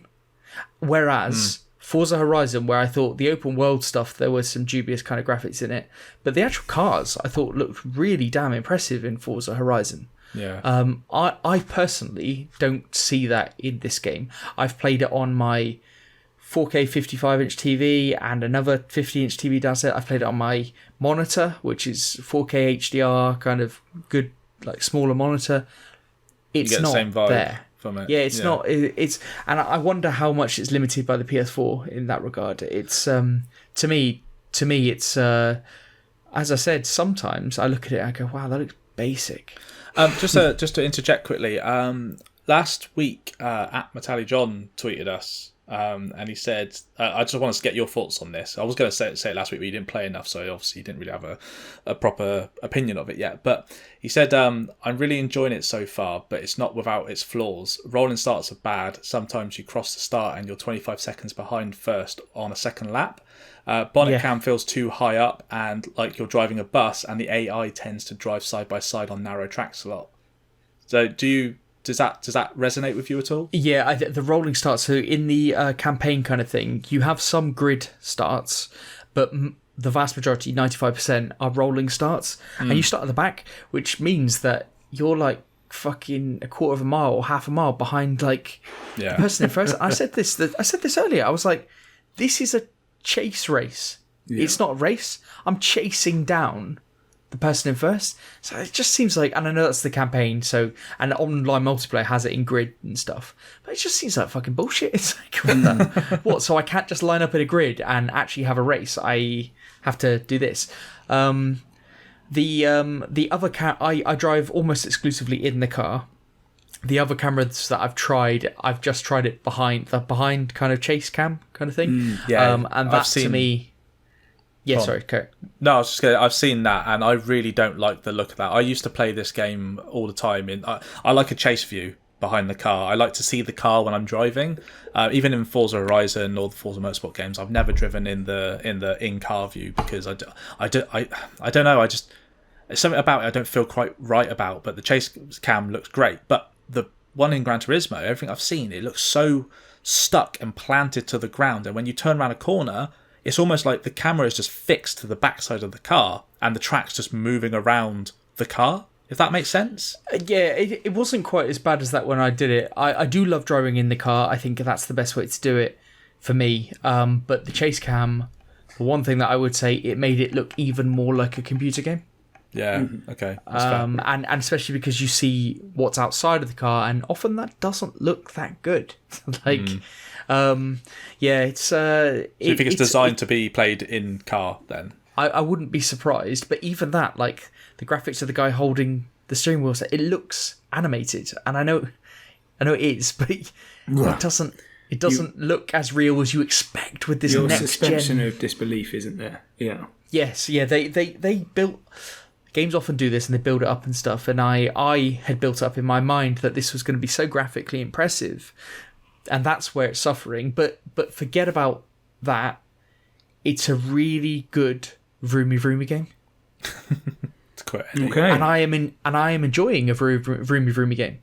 And if you're like me and you liked Forza Horizon for a week and then you dropped off that, this could be a driving game that you'd be interested in. For a week and then drop off. Maybe. Yeah. I'm looking forward to. I'm really enjoying playing it at the moment. But yes, how long does that last? I have no idea. If you're worried about it, maybe wait for Forza Motorsport and just play it on Game Pass. Quick question. Just a quick question. Sorry, I know. We want to move on, but do you think that this is probably being hampered by it being cross-generational? I do. Yeah, that's graphically yes. However, I want to dial that back and say, as a driving game, it's really fucking good, if a bit arcadey, but it's the best driving game I've ever played. Not that I've played loads. No, I get that. But it's the best driving game that I've played. It drives much better than Forza Horizon, let's say, in my opinion. Okay, cool. All right, yeah, perfect. Cool, me. Okay, so we're on to the feature then, lads. And we had a PlayStation State of Play on the 12th, didn't we? We did, and this one kind of came out of nowhere, didn't it? Like, we weren't really expecting it. Then the day before, it was like, State of Play, lovely, amazing. But so let's go over what happened in the State. I take it we all watched it. Yeah. Yes. Yeah, we go. So I didn't hear Eddie's voice. Maybe I didn't Mike's hear it. Yeah, there he is. Okay, he's just very quiet. He's not lying. Okay. He's watching it right now as we're recording. Right. So the first couple of games that they opened with, they had a game that looked like Dino Crisis, but it was not, called Exoprimal. Good name. They had Ghostwire Tokyo, which is coming out in a few weeks' time, and they had Stranger of Paradise Fantasy Origin, which is the new Final Fantasy game that we mentioned in the new releases. Yeah. So how did we feel about this as a starting kind of trio? I was just going to say, Exoprimal has a great name. That was pretty much the only thing I remember about it, to be honest. That's all it had. That's the defining feature. And I do think Ghostwire Tokyo looks fantastic. Yeah, man. That's where I sat with these. I echo the Ghostwire Tokyo thing. I've said before that actually it looked great before, and then I feel like they ruined it with some of the trailers that they were putting out. But after seeing it now, it looks a lot more impressive to me. Exoprimal, on the other hand, people were wanting Dino Crisis. People have been asking for a Dino Crisis remake, and everyone thought that's what this was, and then they were let down. So, Eddie, what do you think? I thought this was brilliant. I thought all three of them. I thought this is a hell of a strong to one of these things that I normally really don't enjoy watching, and I normally hate all the games. And I thought all three of these games looked really good. I think your Dino Crisis game, whatever the fuck it's called, I think it was great. I loved there was a shield thing that he brought up, and with all the dinosaurs coming out. Honestly, I thought if this is the whole event, I'm going to be very happy talking about this. Well, I'll tell you what that Exoprimal looked like to me. It looked a bit World War Z, but with dinosaurs. The way it was all flooding, the way they were all coming at you, yes. Yeah. And that could, it probably won't be, but it could be quite fun. Like, that there was that other game on Game Pass called Extinction, like that dinosaur game. Did anybody ever see that? I don't think anybody's really played it, but it was one of those like Xbox First Access ones, or the beta test ones that they have on Game Pass. It kind of reminded me of that, mixed with a bit of World War Z kind of stuff. But Ghostwire Tokyo, Pete, I'm like you. I'm really interested in this. This is the final Bethesda game before everything is Xbox only and Game Pass day one. Yeah. So I'm pumped for this game, and it's my next big buy. Mm-hmm. I think it's got to be, hasn't it?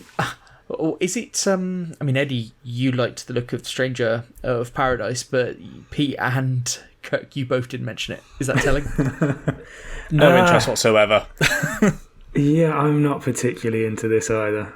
I'll leave it at that. We did go over it on the new releases, and I don't think any of us were particularly enamoured. The thing that saves it is that it's a Final Fantasy game. Now, that does have a massive kind of following, and it is important that they kind of mention it at these events anyway. But I'm interested to see how that one sells. As I said, the reviews have come out, and I think it's a mid-70s type game, so that's pretty good. Well, I think it's massively. Yeah, so it probably will sell. But then they moved on. Well, I'm gonna group two of them. Forspoken. So we saw more Forspoken. Remember last week, I think we mentioned that it had been delayed through to October. Is it? Something like no longer coming out in May. Coming out, I think, in October. What did you think of the Forspoken trailer? I think it's quite a big one because it's almost like a centerpiece because PlayStation have been pushing this one quite hard. I quite like the look of this. I'd like the look of it to begin with the initial announcement trailer and whatnot, but this still holds my attention. Does it? Okay. And they showed a lot of different elements of gameplay in this, and there's a shit ton of different power-ups that you use with this with these rings or this thing that you have on your arm. I can't remember what the term is, but I think it looks really cool personally. I'm kind of thinking that they should probably just step away and not show anything for a while. Why is that? I just don't think, like, everything they're showing us, we've already seen, and it's not building any hype in me.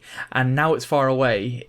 I think they need to step away, get a really impressive trailer together, and come back. The open world looks a bit whatever. You've got these massive big bosses, but it's like, there's another big game out right now, and I know I bang on about it, but that does that very, very well. And I can't see this is too close to that game at the moment. Yeah, fair enough. Didn't see that. Showed a bit too much. The next one was Gundam Evolution. So this is a free to play multiplayer mech game. Is it a mech game? I think it was a mech game. Yeah. How do you guys not know what Gundam is? Yeah, my it's Titanfall, notes, isn't it? My notes on this, yes, Titanfall. Notes on this are: what's the point? This game is built to die. It's unfortunate. We'll definitely struggle. Built to die. Jeez. I mean, my notes on this, and I felt very strongly. Nice techno song. Jesus. Is this what people like to play? And looks like a mess of time and absolute carnage. How can you say that with being such a die-hard Halo fan? Like, because they're not Gundams. Yeah, but one you're a robot and one you're an alien. Wait, that looks like a robot. No. Spartans are not robots. They're I know. humans. He's an alien that looks a bit like a robot. What? They're cyborgs. Anyway. Fucking hell. Anyway. Can I, at this point, can I just say that Eddie is the best Halo player that we know? Yeah, that's really fucking that. Oh, I don't like it. No. I'm not saying. I'm saying this is a first-person shooter. I assume online multiplayer. Yes. And Halo is a first-person online multiplayer game. And I mean, and yet you think one is the best game of all time, and you think, why would anyone want to play this? I think you are going two huge different gaping opinions there. Yeah, okay. plus Gaping's a word. Kirk loves Titanfall as well. Yes, so. okay. Yeah, Eddie, what were your thoughts? What were your thoughts on this game? What are your thoughts on the game? Yeah, I don't think it looks good. I think it's just another one of those games. No, Kurt, you can see my confusion. Why do you think this is the worst game of all time when it's so similar to two of your most favourite games of all time? I don't think it's the worst game of all time. It's just that they are not comparable. No. There is something about... Why wouldn't people play it? Too much. Well, people clearly do play it, but I was just like, why do people play it? Do you remember at the beginning of this episode when I mentioned about that illusion of authority, by the way? Yes. The fact that none of us seem to be aware of what a Gundam is, except me, who is, as I pointed out, not even on social media, really. That's pretty bad, guys. I think with Gundam Evolution, anyway, we're showing our ignorance, but it's definitely not one for us, is it? There are 1,000 games with that title. Because they're insanely popular, Gundam. Yes, like there's a 60-foot tall one in Japan. One of these robots. They love it. The problem with this game might do well in certain markets, but the problem with this type of game is that there are many on the market. Free-to-play games are really saturated almost. This is the thing. I do agree with you on your saying it's built to die. The free online multiplayer thing. Yeah, not wise. Yeah, I think when the whole free-to-play thing, when you advertise yourself as free-to-play, people consider the content has zero value a lot of the time. But Ben, I completely agree with that. As soon as I see free-to-play, unless it's a big name, I completely write it off. But here's the funny thing. If you have to pay for it, none of us would pay for it. And we'd all say, it needs to be free-to-play. Yeah, no, that's also a good point. But let's see how that one plays out. I didn't think it looked visually particularly impressive either. So, right. Anyway, we had the next couple. So we have a big hitter, and I think the star of the show. And then then we dropped down for a few minutes. So we started off with Teenage Mutant Ninja Turtles: The Cowabunga Collection. Is then this we moved the star of the show? Yeah, apparently. Yes. Yeah. Then we moved on to Gigabash. And then JoJo's Bizarre Adventure All-Star Battle R. I get the feeling just from the way you said their names where you lean on this. Yeah. So let's right. Okay. So you guys start then on Teenage. What? Not the star of the show? Is that what you said? No. What? I will be honest. I have no interest in any of these three at all. Same. Like, why are we rehashing old games, and why is that a star of a show? Well, one, Shredder's Revenge comes out later this year. Yes, and it does. I am really looking forward to that. This is 13 old Teenage Mutant Ninja Turtle games. I grew up on these. I thought they were amazing. The fact that they're putting all these out in one collection, I am really, really excited for this. I can't wait to buy this. And it's a £40 release. Oh my God, is it? £40 for 13 old games. And it's physical. You can get it physically. Well.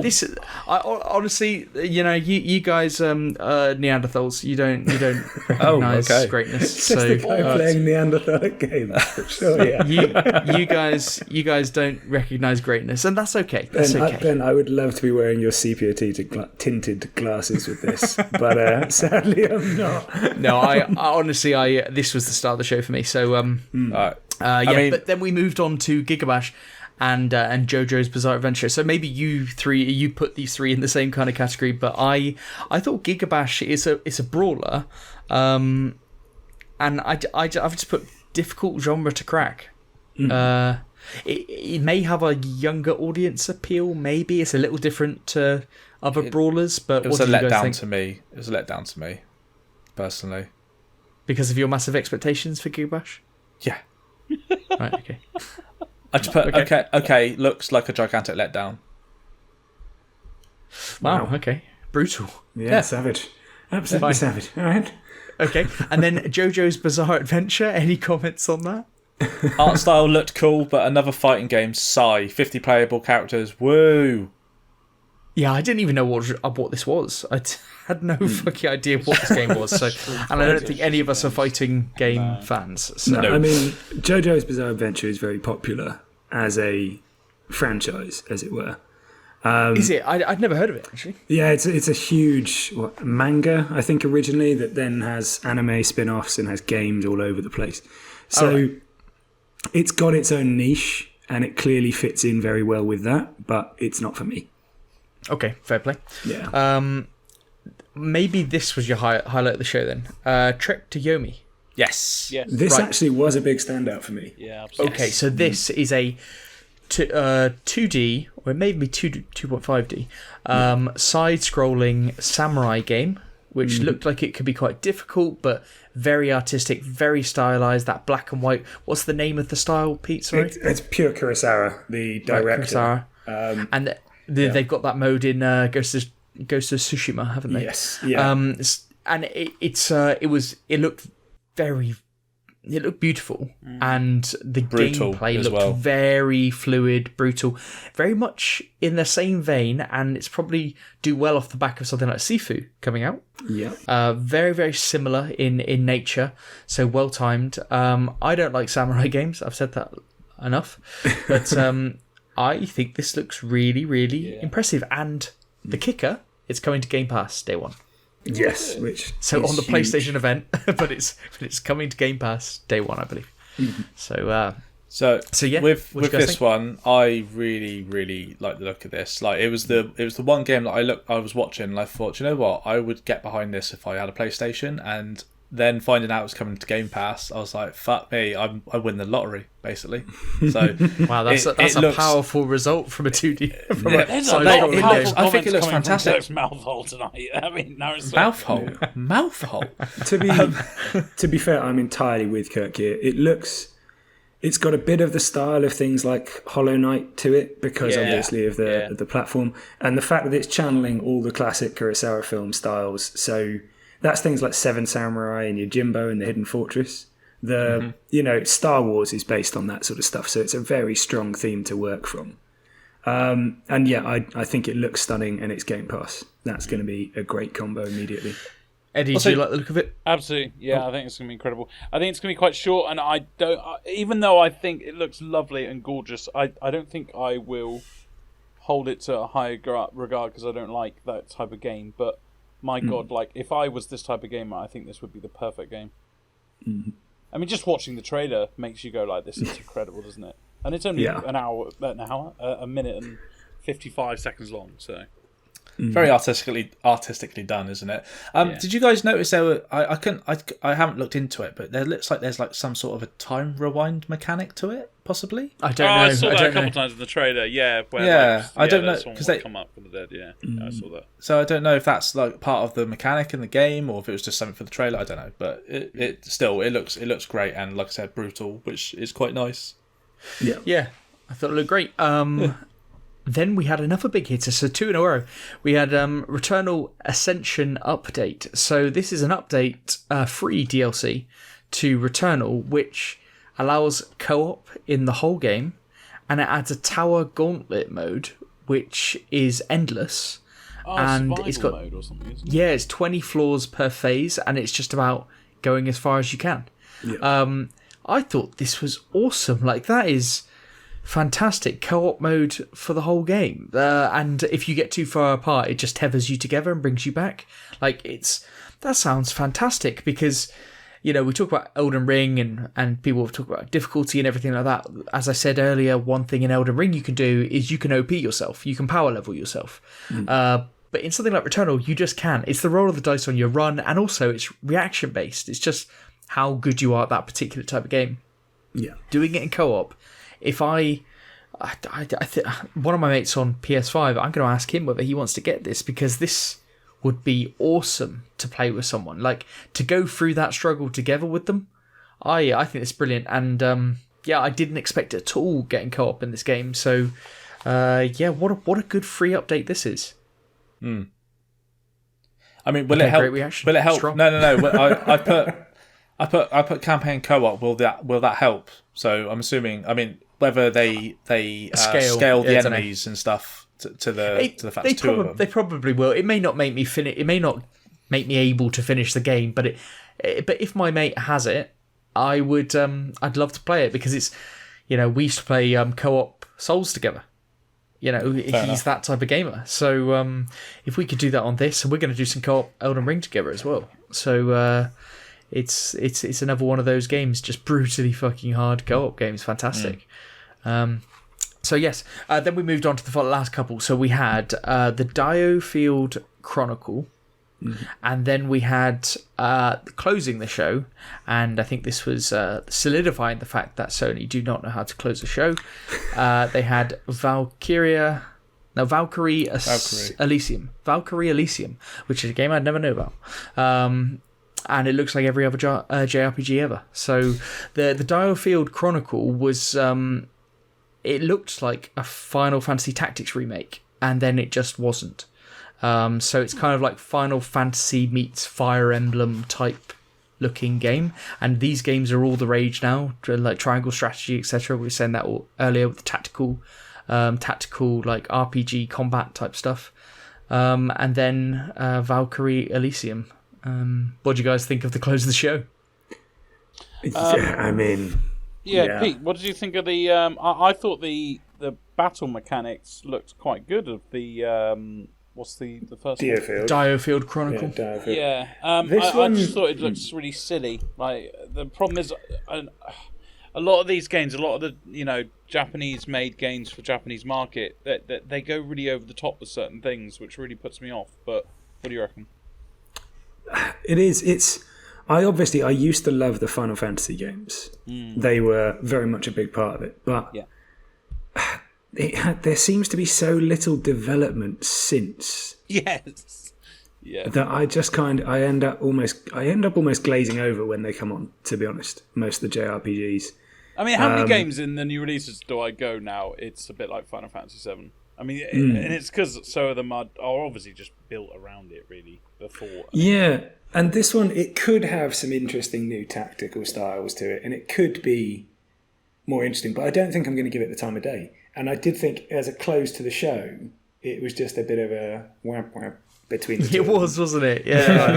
It was like, come on. Like, at the close of the show, you're hoping for, like, something massive. The finale, the big finish. Yeah, like Resident Evil 4 Remake.